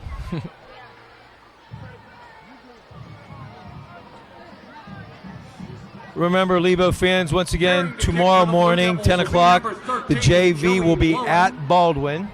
Deep for the Fighting Highlanders is number 3, Jonte Moran. Lowen's kick is away and deep and into the end zone once again for a touchback. Unbelievable. That's really all you can ask for. When the ball's in play, you have no idea what kind of field position you end up with. That's a known, you know where the ball's going to be when the ball hits the ground. Put it in the end zone. Great job, Joey.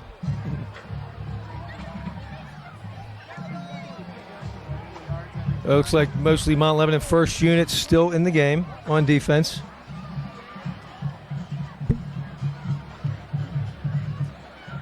Freshman number 50, Nathan Hoagland, is in on the defensive line. Big kid, freshman, who has got playing time all 3 weeks. Hoagland, 6 foot, 200-pound freshman. Schleicher pumps, rolling out to his right. Throws to the sideline, incomplete.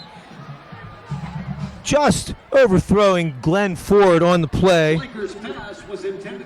It's going to be 2nd and 10 from the 20. That ball was probably a half yard out of bounds.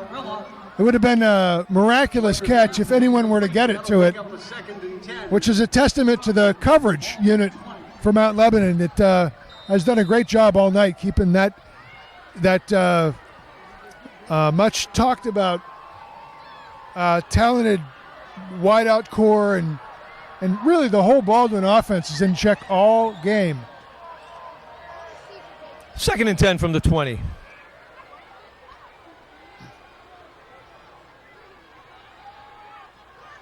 Schleicher looking deep down the left sideline this time. Has a step on it. It's complete.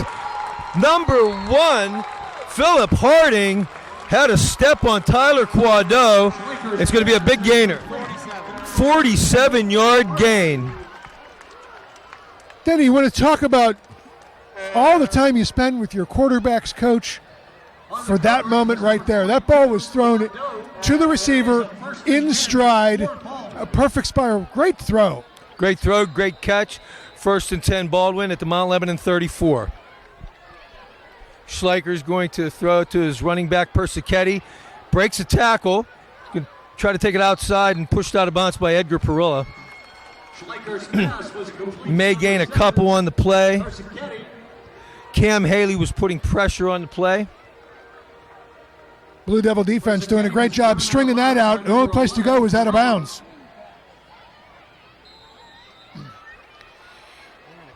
And Eddie Jenkins replacing Tyler Quado at corner after the long gainer.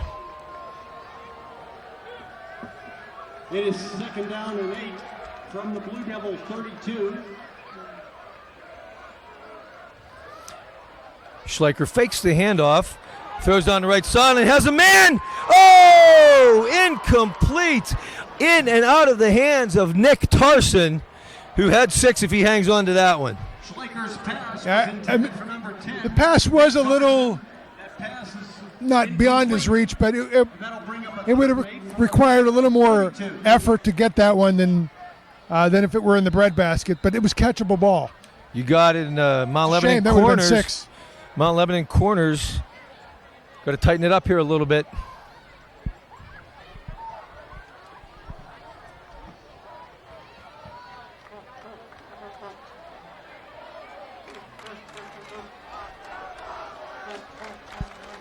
Schleicher drops. He's going to take it up the middle on a quarterback draw. Spins out of a tackle. Nice move.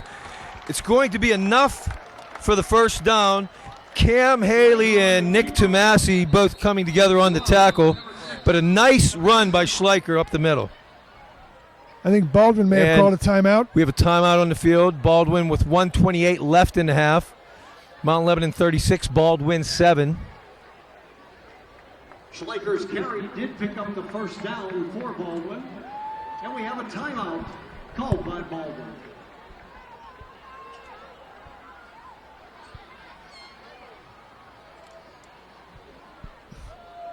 I got to imagine that if Baldwin scores here with $1:28 to go and they have to kick, they might want another crack at getting the ball before the half instead of just kicking away.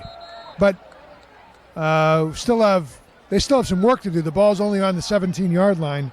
I'm sorry, the 22-yard line. 22, yep. Yeah, and they still have some work to do before we can even talk about that. It's 1st and 10.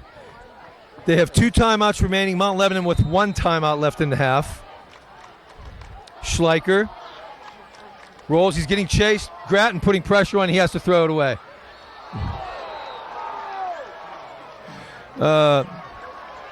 A hit by Edgar Perilla on the receiver out of bounds, causing some noise from the Baldwin cheering section here, but no flag on the play. Denny, they were just both going for the ball. I don't think either one of them realized where they were. It was nothing malicious about that. No, I agree. That's Good a no call. no flag.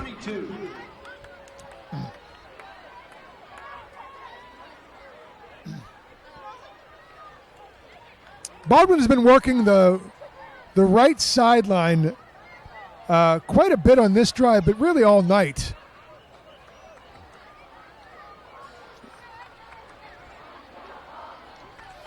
Second and 10 from the 22. Schleicher drops. Getting pressured, and he's going to be sacked. The ball comes out. Hunter Kazin on the sack. And is it Cam Haley? No, it is number 51, David. Oh, on the recovery. Hunter Kazin coming like a ton of bricks. Knocks him down. Ball squirts out. David all there to recover, and it's going to be Mount Lebanon. First and 10. And they will. That is the 3rd turnover for Baldwin. And Mount Lebanon will stop the drive with 1:15 remaining in the half. Well, so much for Baldwin putting up 2 scores before the end of the half. You have to have.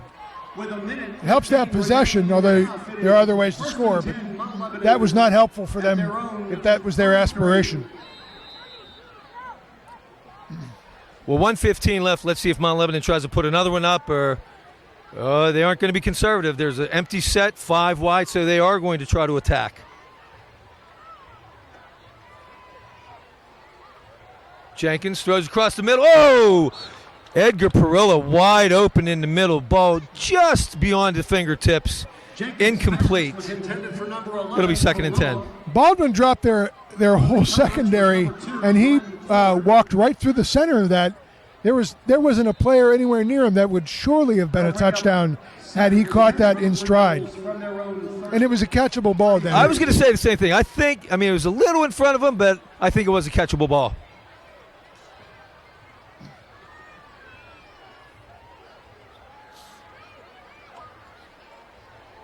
Jenkins looking again. Same play. Perilla catches this time. Goes down, no tackle on the play, but he will take it to the Baldwin 46-yard line. It is a first down and a 20-yard pickup. 21 yards on the pickup, 1st and 10 from the 46. Clock at 1:08 remaining in the half.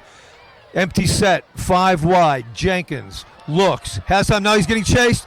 He's going to run to his left. We have a flag on the play, and Jenkins is going to be brought down. It's enough for first down yardage, but I'm guessing this is going to be holding from where the flag was thrown. Yeah, this is coming back. Forced out of the backfield, and he picks up the necessary yardage for the Blue Devil first down, but we do have a penalty on the play. That's Mount Lebanon's 5th penalty on the night, and that's going to march him back 10 yards. Clock stopped. 55 seconds remaining in the half.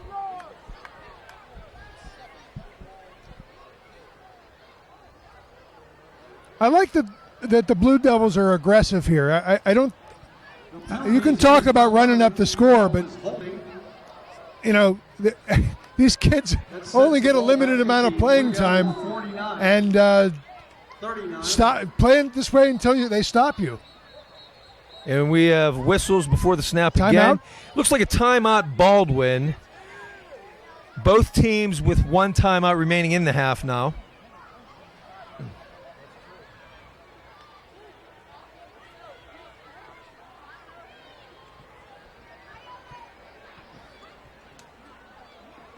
Ladies and gentlemen, don't forget to visit the South Hills Army Career Center. Set up down by the visitors. While we have a minute here, we're going to give you some scores around the WPIAL right now. Gateway and Hampton tied at 3 in the 4th quarter. I don't know if some of these games started early. We got some 4th quarter scores here already. Seton LaSalle 42, Carlinton nothing. We have South Fayette 42, South Park 7 in the 3rd. Peters Township 30, Cannon Mac 7, also a 3rd quarter score. West Allegheny 54, Hopewell nothing at the half. Pine Richland 14, Fox Chapel nothing at the half. And here we're back live. Mount Lebanon with 1st and 25, all the way back to their own 39-yard line now. 51 seconds remaining in the half. Jenkins has 2 wide right. He has a tight end to his right. He airs one up down the middle. Nate Baer there, in and out of the hands of Nate Baer.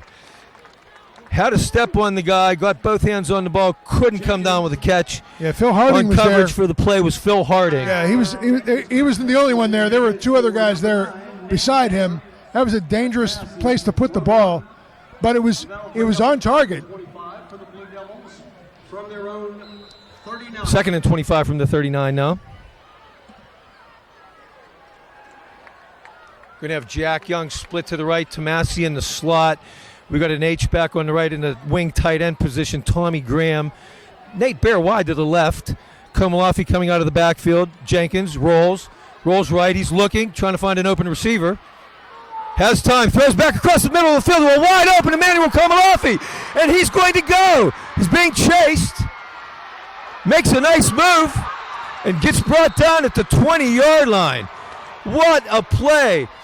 Eddie Jenkins, all of Ben Roethlisberger, rolling, waiting, looking for time, and finds Komalafi down the middle.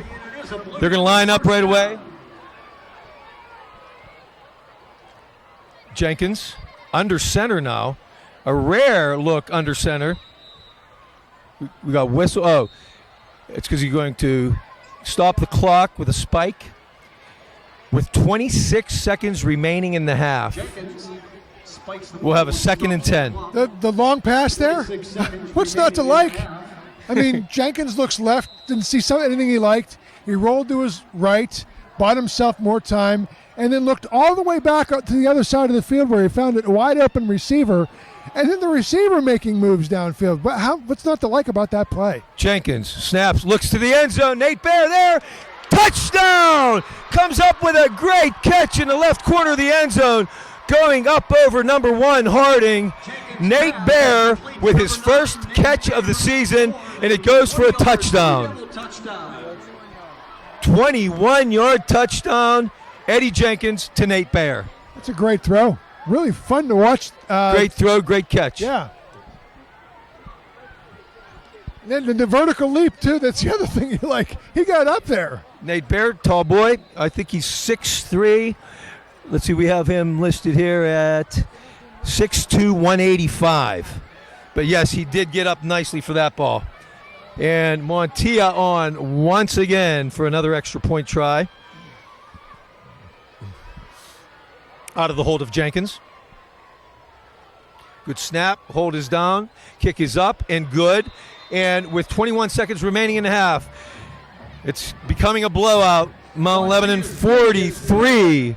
The Baldwin Highlanders 7. Remaining in the half, it is the Mount Lebanon Blue Devils 43 and the Baldwin Fighting Highlanders 7. Lebo outdoing themselves by 2 points from last week's halftime score of 41-7. Drive covered 6 plays and 68 yards. Eddie Jenkins leading the way. Lots of talk about that kid this week, and he is certainly showing why there's so much talk about him. Don't know if you all saw out there, great article in the Post-Gazette this morning talking about Eddie Jenkins, the 3-sports star. Came in as the starting quarterback halfway through his sophomore year and has started ever since. This is his 3rd year. 3-year starter at shortstop for Mount Lebanon baseball. He'll be a senior this year. And also shooting guard on the basketball team, also a 3-year starter. So there's still guys out there who can go a la Luke Hagee, our star from 4 years ago, and star in 3 sports. Here comes Joe Lone with the kickoff. Gets under this one, a lot of spin, not as quite as deep. It'll be taken at the 13-yard line by Moran Miles. And he's going to be dragged down by number 28, Bo Greenwood, at the 36-yard line. Lone's kick is brought out by number 3, Shantae Moran. It is stopped by number 28, Bo Greenwood. For a moment there, I thought we had an injured player. Number 12 for for Baldwin, Karen Capote is down a little longer than you would normally expect. Looks like he did something to his knee or ankle, but he's off the field. He's all right. Good for him.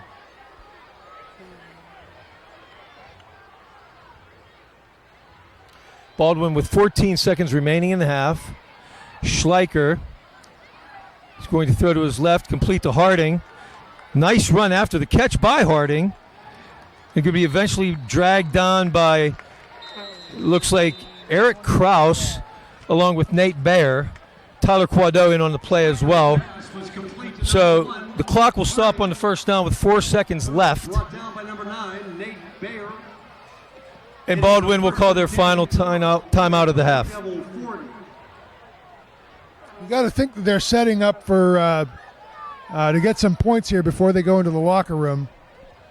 And from 40 yards out, there are plays for that. Although, called the Hail Mary?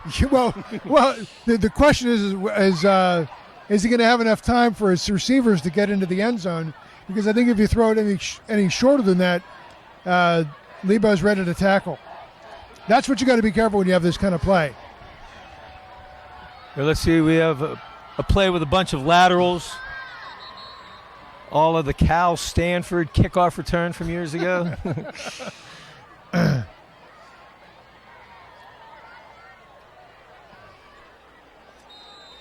Well, they're going to go 3 wide to the right, 1 wide left, single setback.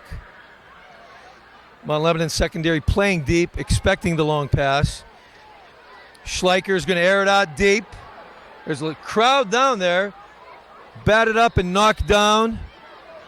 It was intended for Ford. Both Perilla and Jack Young jumping up to knock the play down.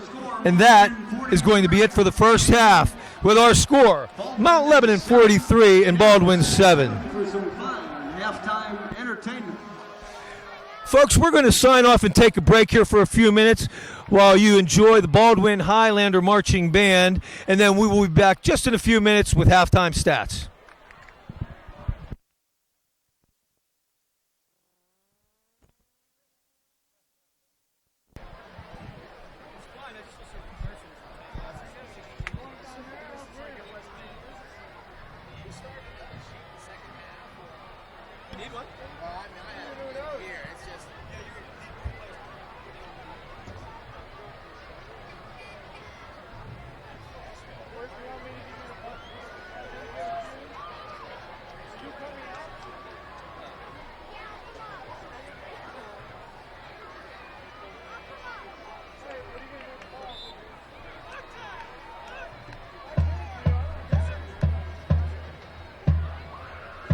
Ladies and gentlemen, please join me in welcoming to the field the Baldwin Highlander Marching Band.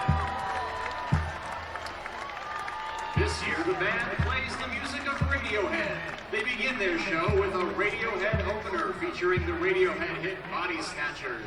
They next feature the song that brought Radiohead into the mainstream, 1992's Creep. And in a special performance this evening, the band pays tribute to our country with their 2015 patriotic feature, Main Street America.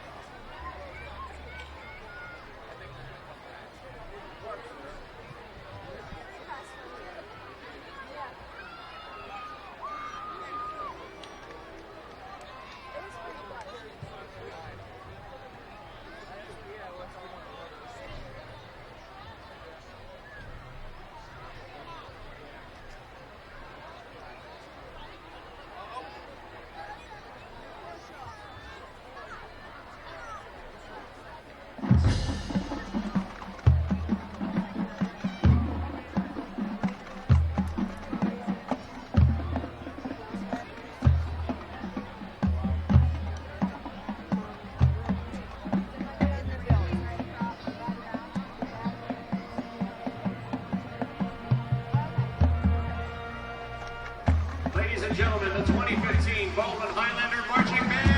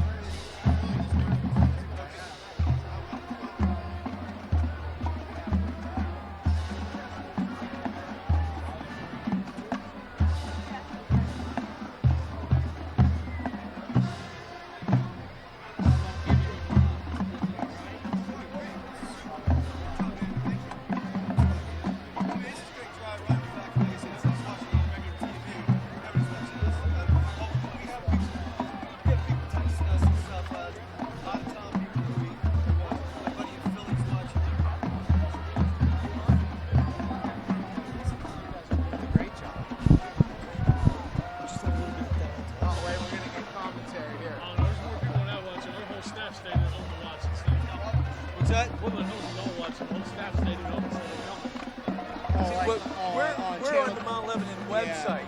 We are on the Channel 22. They're up in that booth.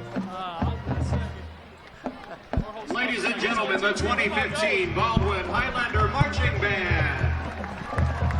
You have your scored every Band is touchdown. under the field command of drum major Stevenson Barles and You have the yardage on it too? I don't have the yardage on it. They're all rushing and one passing. Yeah, 5 rushing, Highlander 1 Marching passing. Band would like to thank you for your attention this evening. And would like to wish the Mount Lebanon Band the best of luck on their halftime performance and the rest of their 2015 season. Thank you and good night. And we're going to come back with some halftime stats here. Mount Lebanon up 43-7 at the half. And here's how it went. Eddie Jenkins passing 12 of 18 for 207 yards at the half. 1 touchdown and his first interception of the season. Touchdown pass went to Nate Bear in the corner of the end zone on the last drive. Rushing, David Harvey leaving the Blue Devils with 8 carries for 64 yards. Emmanuel Komalafi in with 6 carries for 31 yards. Perilla with 4 for 15. Eddie Jenkins, 9 carries for only 7 yards, got thrown for a couple losses. Mount Lebanon, 13 first downs. Mount Lebanon, 5 penalties for 45 yards. Garrett Montilla, perfect on his extra points tonight. Baldwin quarterback Brandon Schleicher, 8 of 21 for 107. Rushing, he is also their leading rusher. He had the big long run for 32 yards. He has 6 carries for 43 yards. Persichetti, running back, only 2 carries for 4 yards. Receiving, Harding, 3 catches for 71 yards. Altavilla, 2 catches for 34 yards. Mount Lebanon, I forgot to give you our receiving yardage. The only impressive thing the Baldwin has done is shut down Jack Young, our star receiver, has no catches on the game. Pat Moeller leads us with, Perilla, 3 for 86. Moeller, 3 for 44. Tomasi, 2 catches for 16 yards. Baldwin's shooting herself in the foot with 8 penalties for 58 yards in the game thus far. That's where we are right now, folks. Let's take a look at the Mount Lebanon High School Marching Band.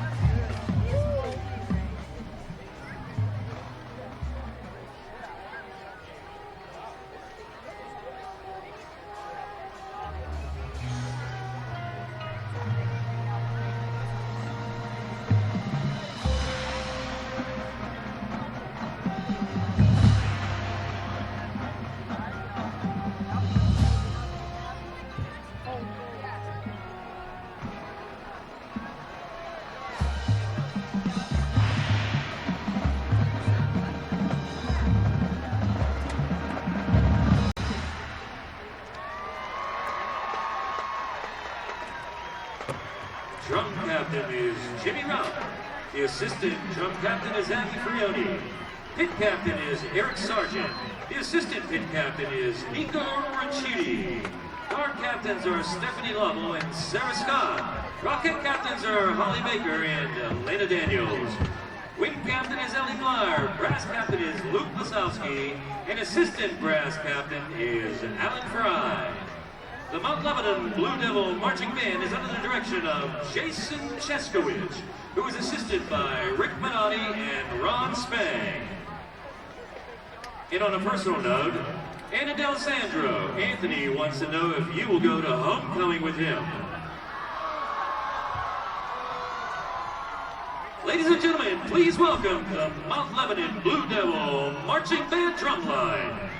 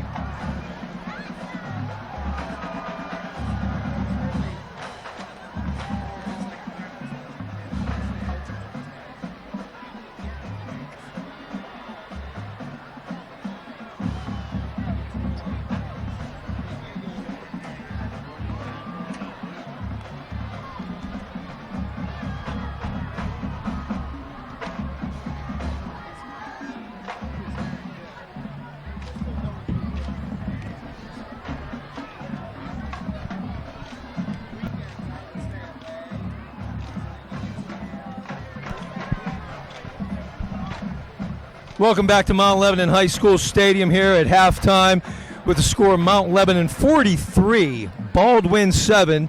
Let's take you around to WPIAL to some score updates.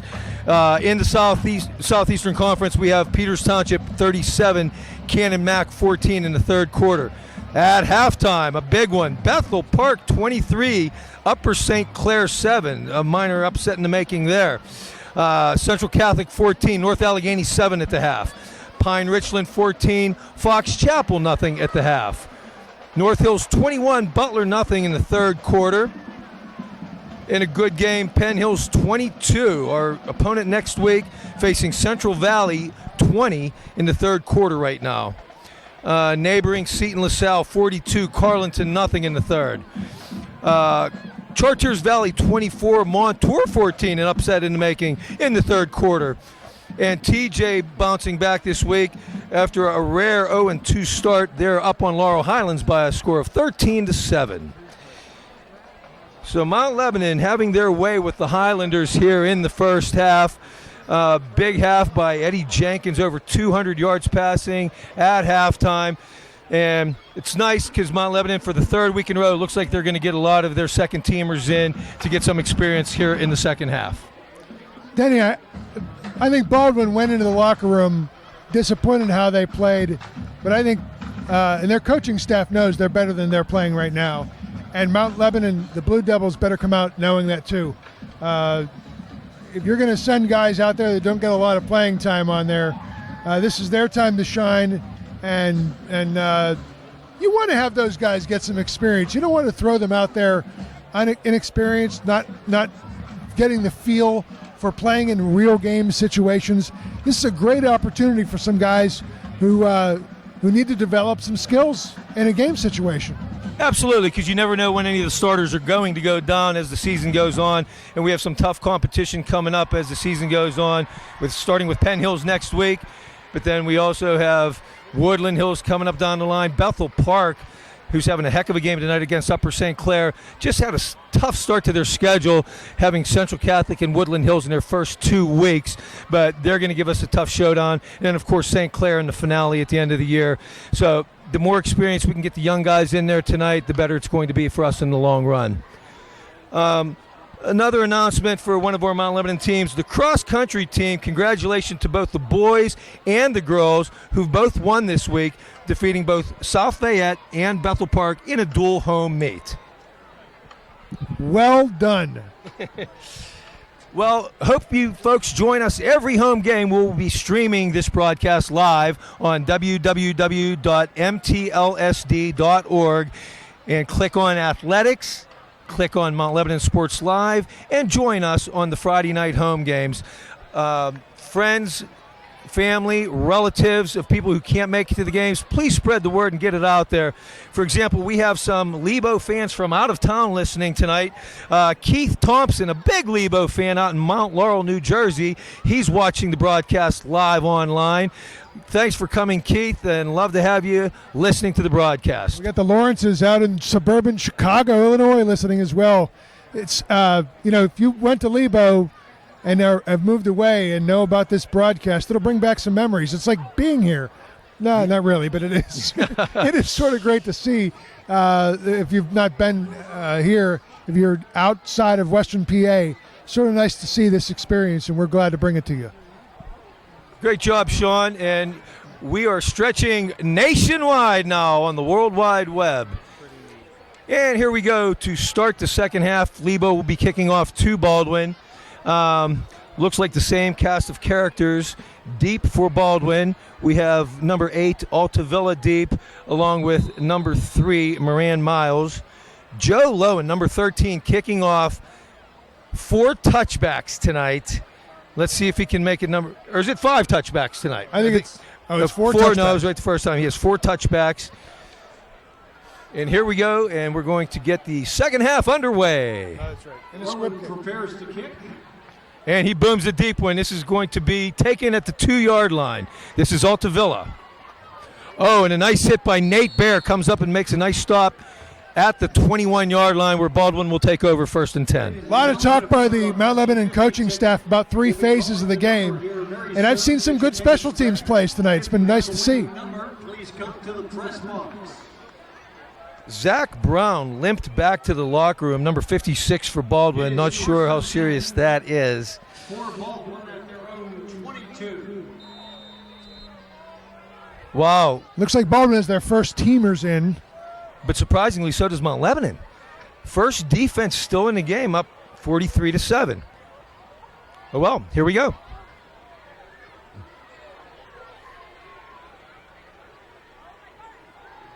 Schleicher looks, throws, complete to the right side to Harding for a short gain. It was a good catch from Harding. Scooped that up right off the turf. Baldwin going hurry up, no huddle. 4 wide, 1 single setback. Schleicher bobbles the snap, has time, looks to his left, in and out of the hands of receiver number 18, Jordan Aldridge. David Harvey on the coverage. That hit Aldridge right in the numbers. That should have been a catch. And there was nothing really problematic about his balance or positioning or the way the ball was floating. It was just concentration, I guess. 5-5-7. 1-7-7. 5-5-7. It'll bring up a 3rd and 3. Baldwin from their own 29-yard line. Once again, 2 wide, 2 slot receivers. Single setback. Schleicher takes the snap. Being chased. Ducks 1 tackle. Almost gets knocked over by his other guy, but Hunter Kazin, who missed him the first time around, does a nice job getting back up and coming back to make the sack on the play. We've been talking about this all game, Denny. It's that secondary of Mount Lebanon's played great. There was nowhere for him to throw that football on that play. Brings up 4th and 8. And David Johnston, number 9, back in punt formation for the Highlanders. Jack Young, number 3, now back to return the punt, giving Nick Tomasi a break on his return duties. And it's going to go out of bounds, a very short punt. Let's see where they're going to mark this. Official coming up the sideline. It looks like He's going to mark it at the 47-yard line. So that's only a 29-yard punt for Johnston. And the Blue Devils will take over with 9:41 remaining in the third quarter with a 43-7 lead from their own 47-yard line. Into the ball game for the Blue Devils. So it'll be interesting to see who the Blue Devils bring out. It's James Stalker. And finally, Mount Lebanon will put in backup quarterback, sophomore, number 7, James Stalker, to start this second half. However, the rest of the first offensive unit is still in the game with the exception of Stalker. I like this idea, Denny. I like this idea. For the Blue Devils. Yeah, you never know. Eddie, type of quarterback he is, athletic, he runs a lot. If he goes down, James needs to be ready to go in. Edgar Prilla takes it up the middle, hard-fought run. Takes it just across midfield. Looks like a gain of about 4. Who is brought down by number 3, Moran. Tackle made by Moran. There was a pickup of 4 on the carry. That'll bring up 2nd and 6 from the Baldwin 49. I don't want to overstate the experience this is, but practice is one thing. But now you're playing against an opponent, a real opponent, and they want this. Prilla once again the ball carrier. Gets a couple. A pickup of 2, maybe 3. Jordan Allridge on the tackle for Baldwin. Let's give him 3 on the carry. 3rd and 3 from the Baldwin 46. David Abadanza in the game as an H-back now. Stalker.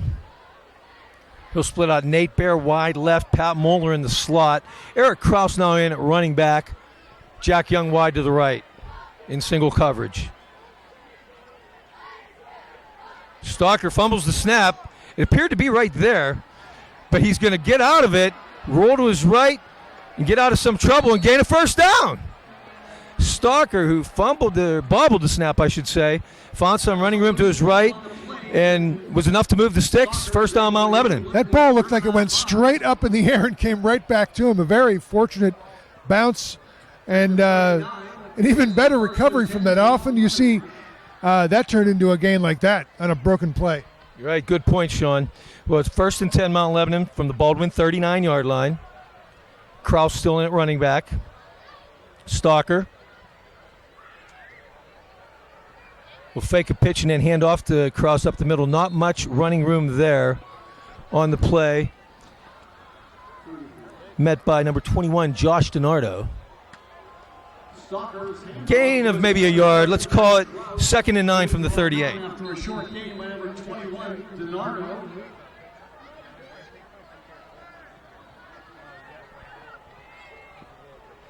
It is 2nd and 9 for Mount Lebanon. They're at the Baldwin 38.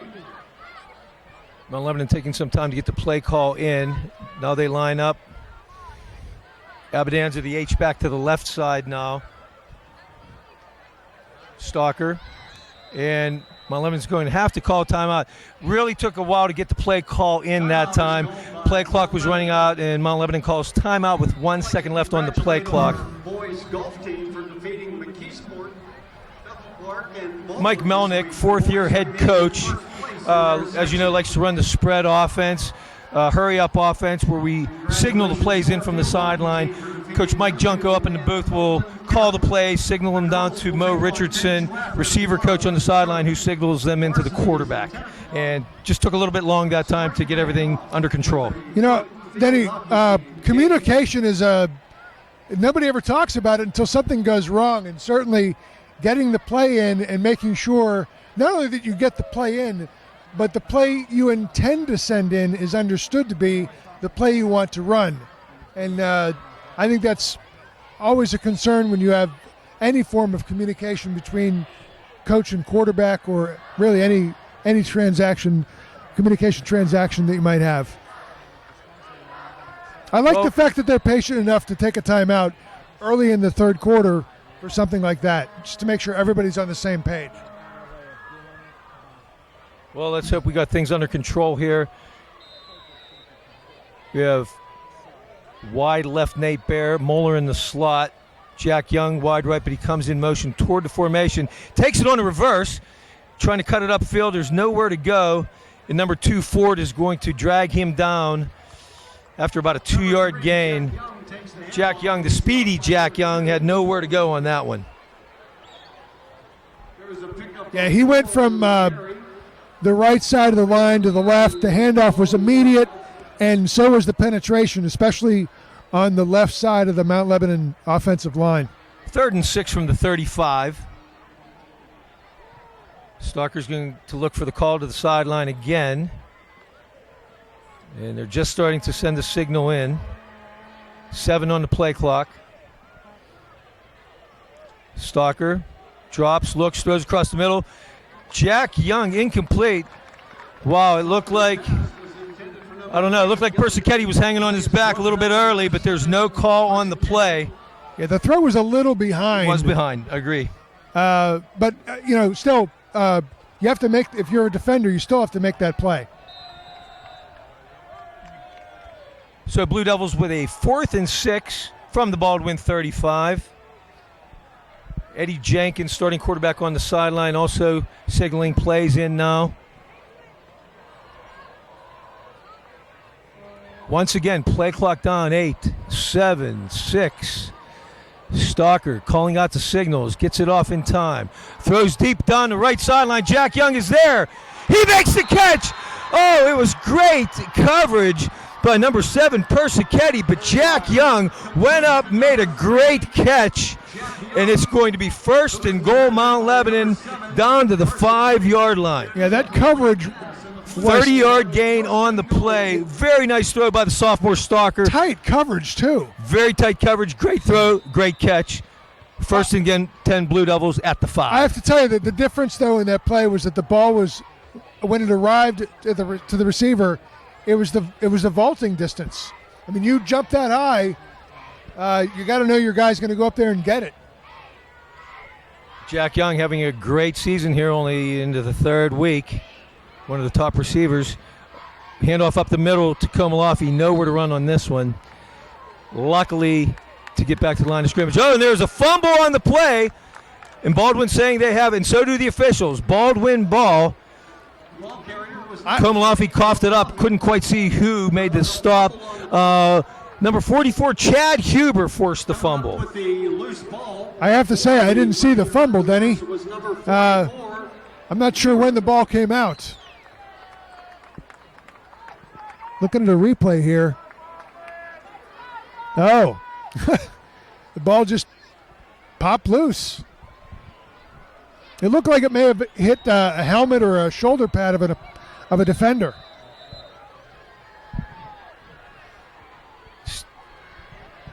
Still most of the first unit in there for Mount Lebanon on defense. As substitutes come in, we'll try to mention as many as we can. Schleicher having trouble scrambling in his own end zone. He's going to be brought down around the 1-yard line. Cam Haley in on the play. Looks like Nathan Hoagland also. Or no, number 58, Ryan Gaughan. Boy, he worked hard to get himself out of the end zone. But I wonder if the left side of that Baldwin offensive line, or the right side, I'm sorry, was ready. They looked like they got run over. They sure did. Ball's back to the 3-yard line now. Oh, number 10, Tucker Donati, now in at strong safety for the Blue Devils. He's lined up on the left side here. Schleicher throws one, lost one down the left sideline. Incomplete. Harding was running down the sideline. Tyler Quado in step-for-step coverage. Incomplete. I think that was Glenn Ford, the receiver. That ball was out of his reach by about a foot.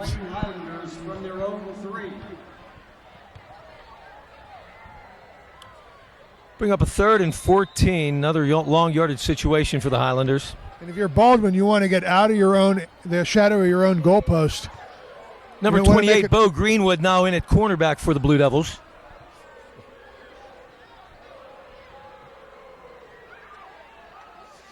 Quarterback draw up the middle. Not much running room there for Schleicher. Cam Haley makes a stop right around the 5-yard line. And it's going to bring up a 4th down and 10.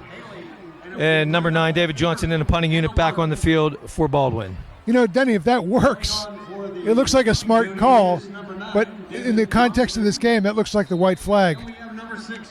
Just want to give your punter enough room to boot the ball.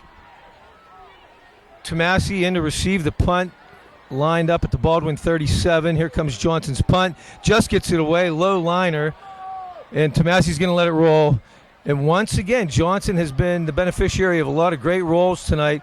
Not many punts have gone more than 20, 25 yards in the air, but he's averaging around 40 yards a punt. A 50-yard punt all the way to the Mount Lebanon 45-yard line. 1st and 10, Mount Lebanon. Here's a couple of scores. This is late in the game. Bethel Park, 16. Upper St. Clair, 0. Denny, it's not as though these rolls have been fortuitous for them, these punts. But I think the Blue Devils have been smart to stay away from it. I agree. If you can't come up and make the catch on the fly, yeah, why take the chance there, especially up 43-7. Nick Tomasi, one of your stars. You don't want to take a chance of getting hurt on something like that. Right. And we have some second-teamers now in the game for Mount Lebanon. Number 2, Joe Pastufka at wide receiver. Number 17 at the other receiver. Now in the game is Patrick Kimball. And new ball carrier in the game as well. Number 40, Antonio Lasota on the carry. The Blue Devil ball carrier was number 40. The Baldwin defense swarming around the football now. It's likely that they're set up for runs here on out, at least anticipating that. I would think so. Also, another Blue Devil into the game, 21, Jesse Dodd at slot receiver. Stalker getting chased. They came right through the line that time, and he had no help, and he's going to get thrown for about a 6 or 7 yard loss.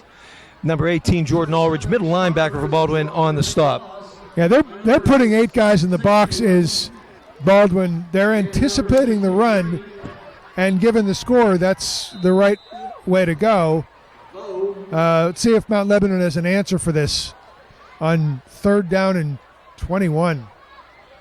I'd like to mention some other second teamers now in the game for Mount Lebanon. Colby Sorsdahl now at left tackle, and we'll catch up with some more after this play. 3rd down, Stalker takes a snap.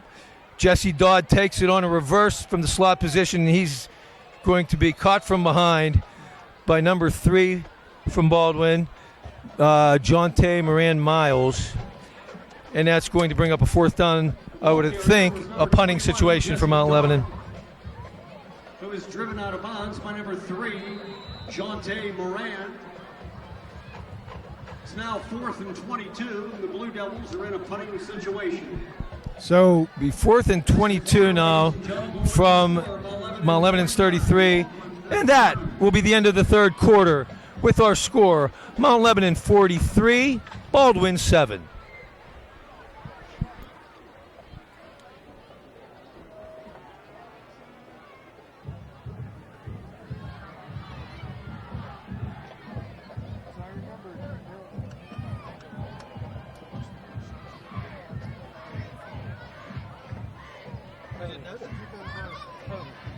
Last week's game. I watched.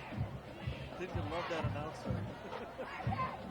All of my partial scores average 12. I can get to the 4th quarter.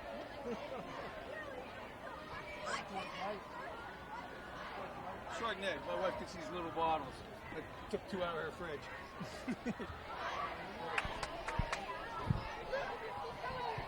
In the North Allegheny Central Catholic game, we now have a tie score, 17-17. In the conference, Peters Township is leading the Big Macs of Cannon McMillan, 30-7.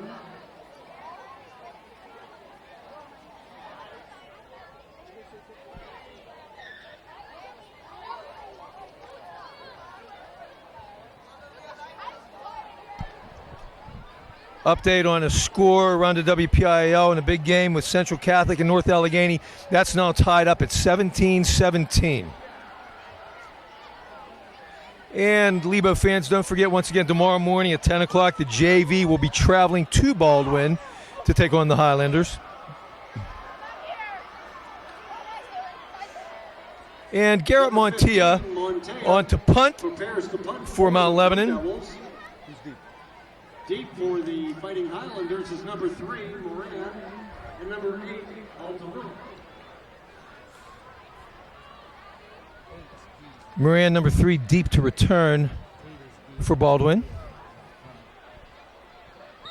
And with the score 43-7, the mercy rule clock has been in effect this second half. The clock only stops on change of possessions. And Montilla's punt is off, and there's a fumble. And looks like Persichetti may jump on it. I don't know, Denny. That looked like it was real close to being out of bounds. Could not get the handle on it. There was a loose ball And Baldwin will retain possession. Looks like it went out of bounds at about the 37-yard line. So it will be Baldwin ball, 1st and 10. It is 1st and 10, Baldwin at their own 37. And let me see if I can highlight some of the Mount Lebanon second teamers now in the game. I see Patrick Workmeister, number 86, at right defensive end now. Tommy Graham, number 44, is in at linebacker. We got 28, Bo Greenwood at corner. Number 8, David Abadanza in the game at a safety. Number 56, Coleman Coco in at linebacker.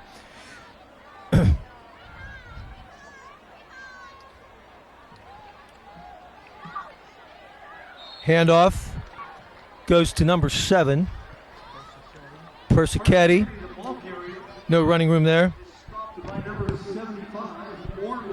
75, Ben Orman, new into the game, makes the stop. I'm surprised with their full complement of starters and that Baldwin isn't playing more of a game, really.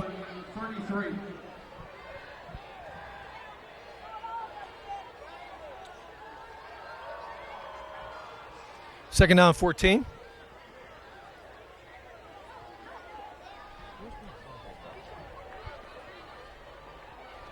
Was that a catch? Catch. Complete to Persichetti for a short gain on the play. Yeah, Persichetti just drifted out to his left and caught something that was between a pass and a pitch. And managed to pick up a couple of yards.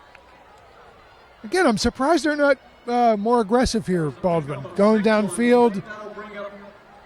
Number 2, Joe Pastufka, now in at corner for the Blue Devils.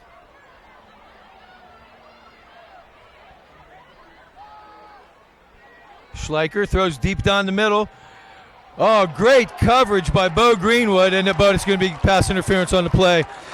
Greenwood did have a hand on his back, and they're going to get the call on this play. So it'll be a 15-yard penalty and an automatic first down for the Highlanders. Yeah, I think was that Moran on the excuse me, it was Harding okay. was the intended receiver, and Greenwood on the interference penalty. I have to say that I've seen so much of that play at higher levels where the hand's on the back, but there must have just been a little too much hand and a little too much leaning. So we got 1st and 10, Baldwin. They'll be at the Mount Lebanon 45-yard line now.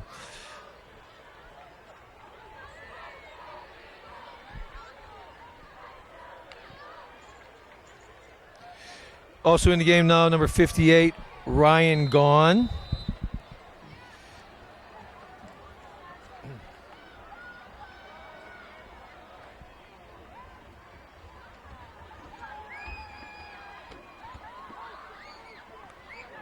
Schleicher throwing deep down the middle, has a man. Oh, Harding was open, had a couple steps, and was incomplete, overthrown. It'll bring up a 2nd down and 10. That was a post pattern, and if you're wondering how fast Harding is, he was in the end zone or on the goal line pretty quickly.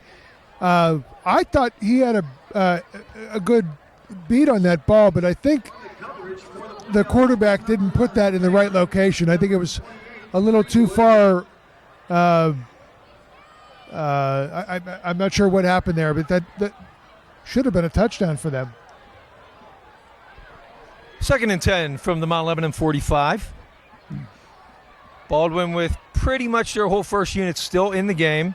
Schleicher drops, throws over the middle, short to Persichetti out of the backfield. He has some room. It's going to be enough for a Baldwin first down.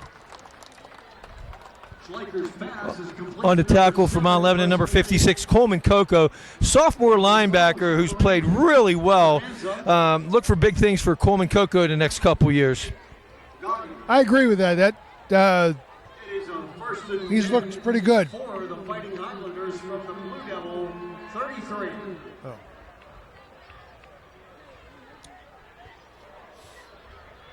Three wide right, one wide left. Schleicher hands off. No, he fakes and he keeps it around the right side. Has running room. Is going to be dragged down by number 9, Nate Bayer. Schleicher on the keeper is brought down by number 9, Bayer. Schleicher's run is good for another Highlander first down. He'll bring it up to the 20-yard line where they have 1st and 10. 8:05 remaining in the game.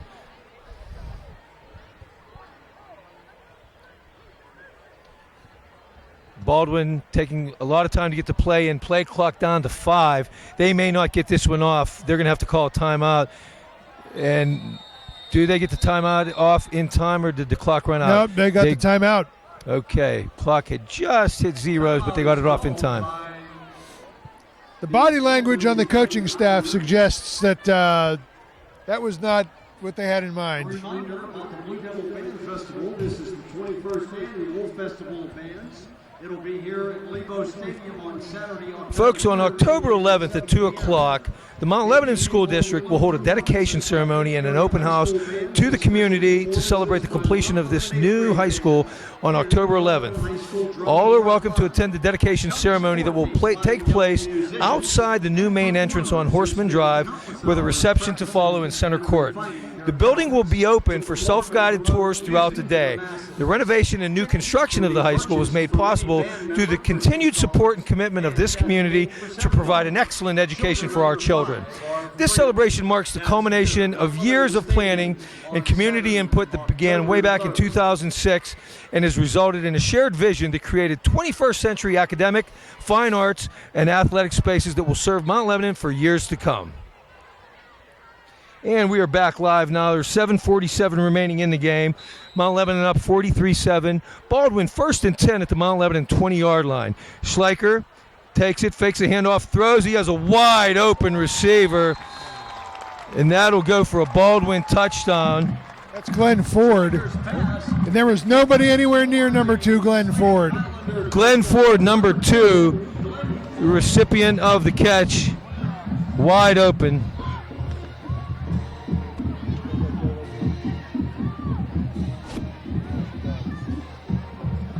Mix up defensively somehow for Mount Lebanon on that play, but that'll make our score 43-13 with the extra point to follow.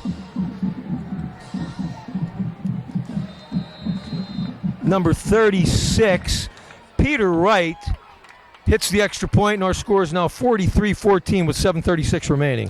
Disappointing as that is, Denny, you look at the film, this is how you learn. I mean, these young guys are going to make mistakes. And playing this game against the first teamers and having the benefit of watching the film and then practicing based on the changes that you need to make to not make those mistakes, that's how you learn. These kids are going to get better from this experience. You have a cushion, take the chance, send those guys out there and see what they can do. All righty.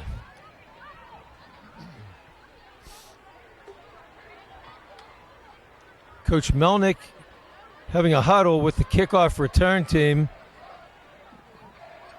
Taking some time to get out there. Not sure what this could be all about in a 43-14 game. Their previous kick was a dribbler, was it not?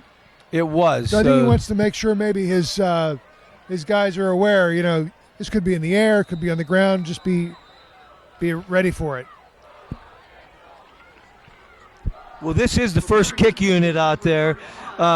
Jake Monroe, onside kick, and it's going to be Tyler Quado coming up with a recovery for Mount Lebanon. So we've seen the deep kick, we've seen the squib. That was somewhere in between. That was a 20-yard blooper. Looked like a broken bat single into center field. Sophomore quarterback James Stalker leads the Blue Devils back onto the field. We now have number 23, sophomore Johnny Naylor in at running back. And in the slot, number 42, Holden Keene, enters the game for the first time. Stalker looking to throw. He has pressure, and he's going to be sacked.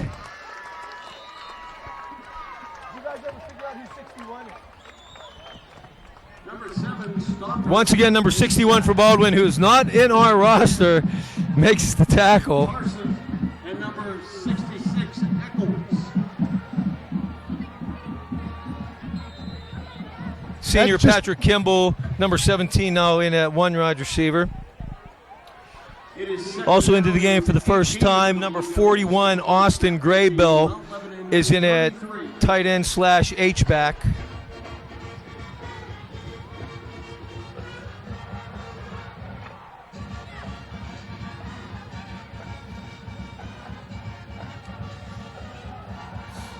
Low snap, Stalker handles it, hands off to Naylor. No running room.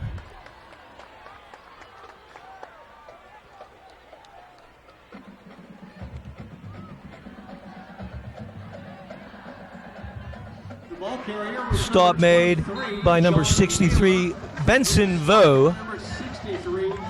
It's going to bring up a third down and long, third and almost 20 for the Blue Devils.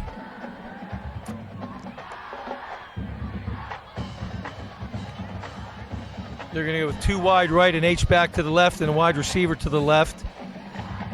The Stalker pulls up, looks to the sideline. He's going to take the snap now, and they're just going to hand off up the middle. Oh. And there's a flag on the play, that Denny. was number 43 carrying the ball, Donald DeCaro. Flag on the play. Let's see what this is.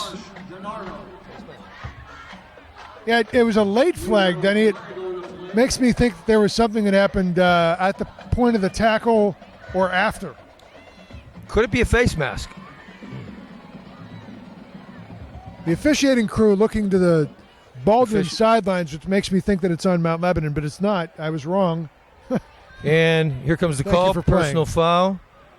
Personal foul, Baldwin. Not sure exactly what occurred, but it's going to be 15 yards. And it'll come all the way out to the Mount Lebanon 49-yard line, where we'll be 1st and 10.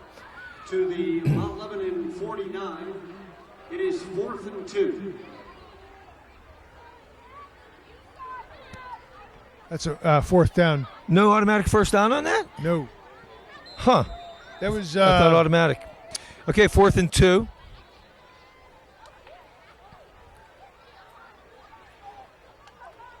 Stalker pulls up. Looks to the sideline. Baldwin has 8 guys in the box right now. They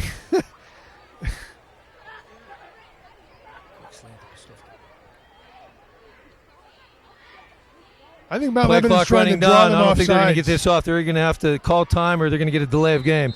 And it will be a delay of game. Not sure if they knew where the play clock was. Denny, I think they were trying to draw them offsides. I believe so, too, because it looks like you're going to bring on the punt unit. We have this break in the action. Here's an update on the Upper St. Clair Bethel Park game. It is Upper St. Clair 7, Bethel Park 30. Well, I don't know if you folks have heard our public PA announcer here, but score across the neighborhood, Bethel Park 30, Upper St. Clair 7. Wow. That changes the dynamic of this, doesn't it? It certainly does. I mean, for Mount Lebanon to have come out tonight and put up 43 and presumably go 3-0 is great positioning for the rest of the season. Montilla gets the punt away. A nice punt taken by Altavilla to his own 20. Has some running room up the sideline. And he is met by number 41, Austin Graybell, on the tackle. That's a good tackle. Good, solid tackle. Number 41, Austin Graybill. A lot of folks don't talk about how difficult open field tackles, especially on special teams, are. Because it's not like it is a play, but it doesn't function like a regular play where, a play from scrimmage, most of that's contained within the line of scrimmage. Right. There's all sorts of opportunities for people to slip past and ball carriers to get free, and making an open field tackle is tough.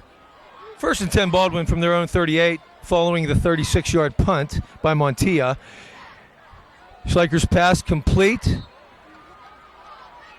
Number 10 on the reception is Tarson. Tucker Donati, number 10 for the Blue Devils, making the stop.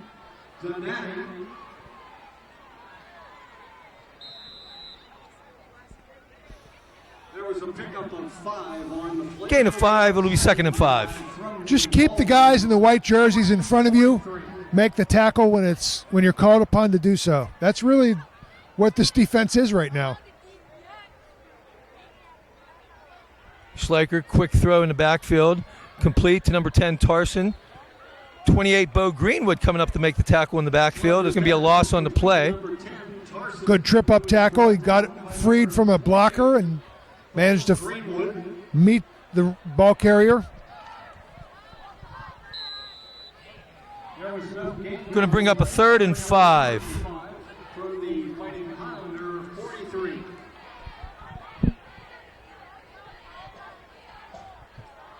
This will be big if this defense can get this stop here. Schleicher, pump fakes, looks, throws across the middle. Had an open receiver, but was overthrown by a step or two. That was Nick Altavilla. Yep. Yeah, he was wide open. He had a couple steps. Pat Workmeister from his right defensive end position putting some pressure on that time.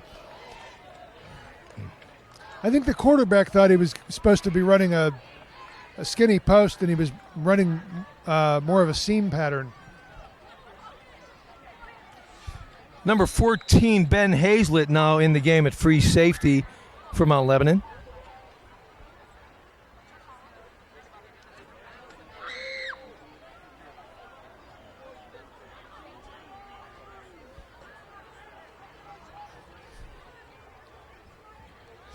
A little bit of a high snap, but he controls it. Pass complete to Harden. Nice tackle by number 21, Jesse Dodd, on the play. Also, number 34, Kyle Duty, coming up to help out. He's awfully close to a first down. Going to depend on the spot, and I think he's about a yard shy. Yes, he is, as they just motion. First down, Mount Lebanon. The receiver just straight up didn't run past the sticks. You can't do that. Got to know where you got to be. But, Denny, I will add, got to make the tackle, and Blue Devil defense made the tackle. Great. Yes, they did. Great work. We have 2:20 remaining in the game. Score 43-14, Mount Lebanon. Our Blue Devils will take on the Penn Hills Indians. Sophomore number 18, Sam Manzetti, now in the game for the first time. I would expect the Blue Devil offense here to grind this out with some running plays. I would think so. Run this clock out. 40, Tony Lasota on the carry. Sophomore. Nice to see these sophomores getting in the game tonight, getting some playing time.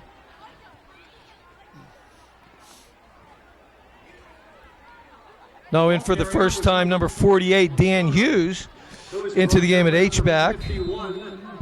Junior.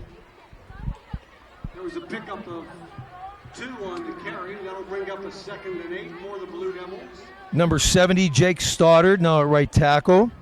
53, Jack Carson's now at right guard.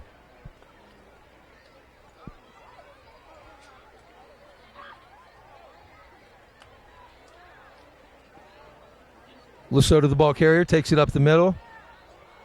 And Mount Lebanon try to grind this thing out here and run the clock out. We are now at the 1 minute mark.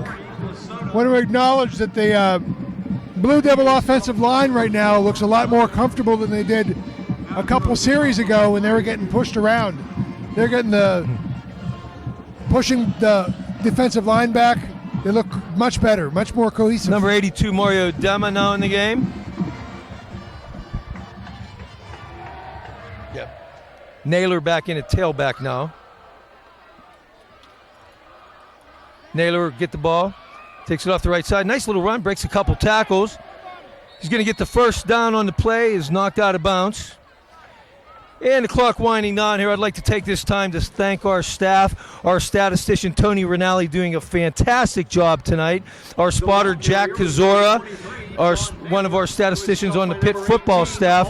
Tony Rinaldi, longtime scorekeeper for Mount Lebanon boys and girls basketball.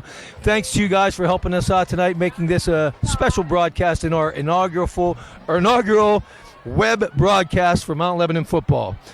And we're down. Clock winding down, under 5 seconds left. And that's going to do it, folks. We would like to thank you for joining us tonight. Our final score, Mount Lebanon 43, Baldwin 14. And I'd like to thank my partner, Sean Fogarty, our spotter for the Pittsburgh Steelers, doing a great job at color commentary tonight. Denny, it's been great. I have to say, whatever doubts were lingering heading into this game about whether Mount Lebanon was really, truly competitive are gone. This is a team that came to play tonight. They intend to challenge, and I think it'll be interesting. The next couple weeks look really great. Okay, we'll give you some quick final game statistics from some of the leading stat people. Eddie Jenkins, he ended the game 12 of 19 for 207 yards. Leading rusher for Mount Lebanon was David Harvey, 8 carries for 64 yards. Leading receiver Edgar Perilla, 3 catches for 86 yards. For Baldwin, quarterback Brendan Schleicher, 15 for 32 for 156. Their leading receiver was number 1, Harding, 5 catches for 81 yards. And leading rusher was quarterback Schleicher, 8 carries for 58 yards. Next week we'll be back here at 7:30 once again as the Mount Lebanon Blue Devils will host the Penn Hills Indians in another Southeastern Conference game. Tonight's final score, Mount Lebanon 43, Baldwin 14. Mount Lebanon goes to 3-0, 2-0 in the Southeastern Conference. On behalf of my staff, Sean Fogarty, Tony Rinaldi, and Jack Azora, so long from Mount Lebanon Stadium.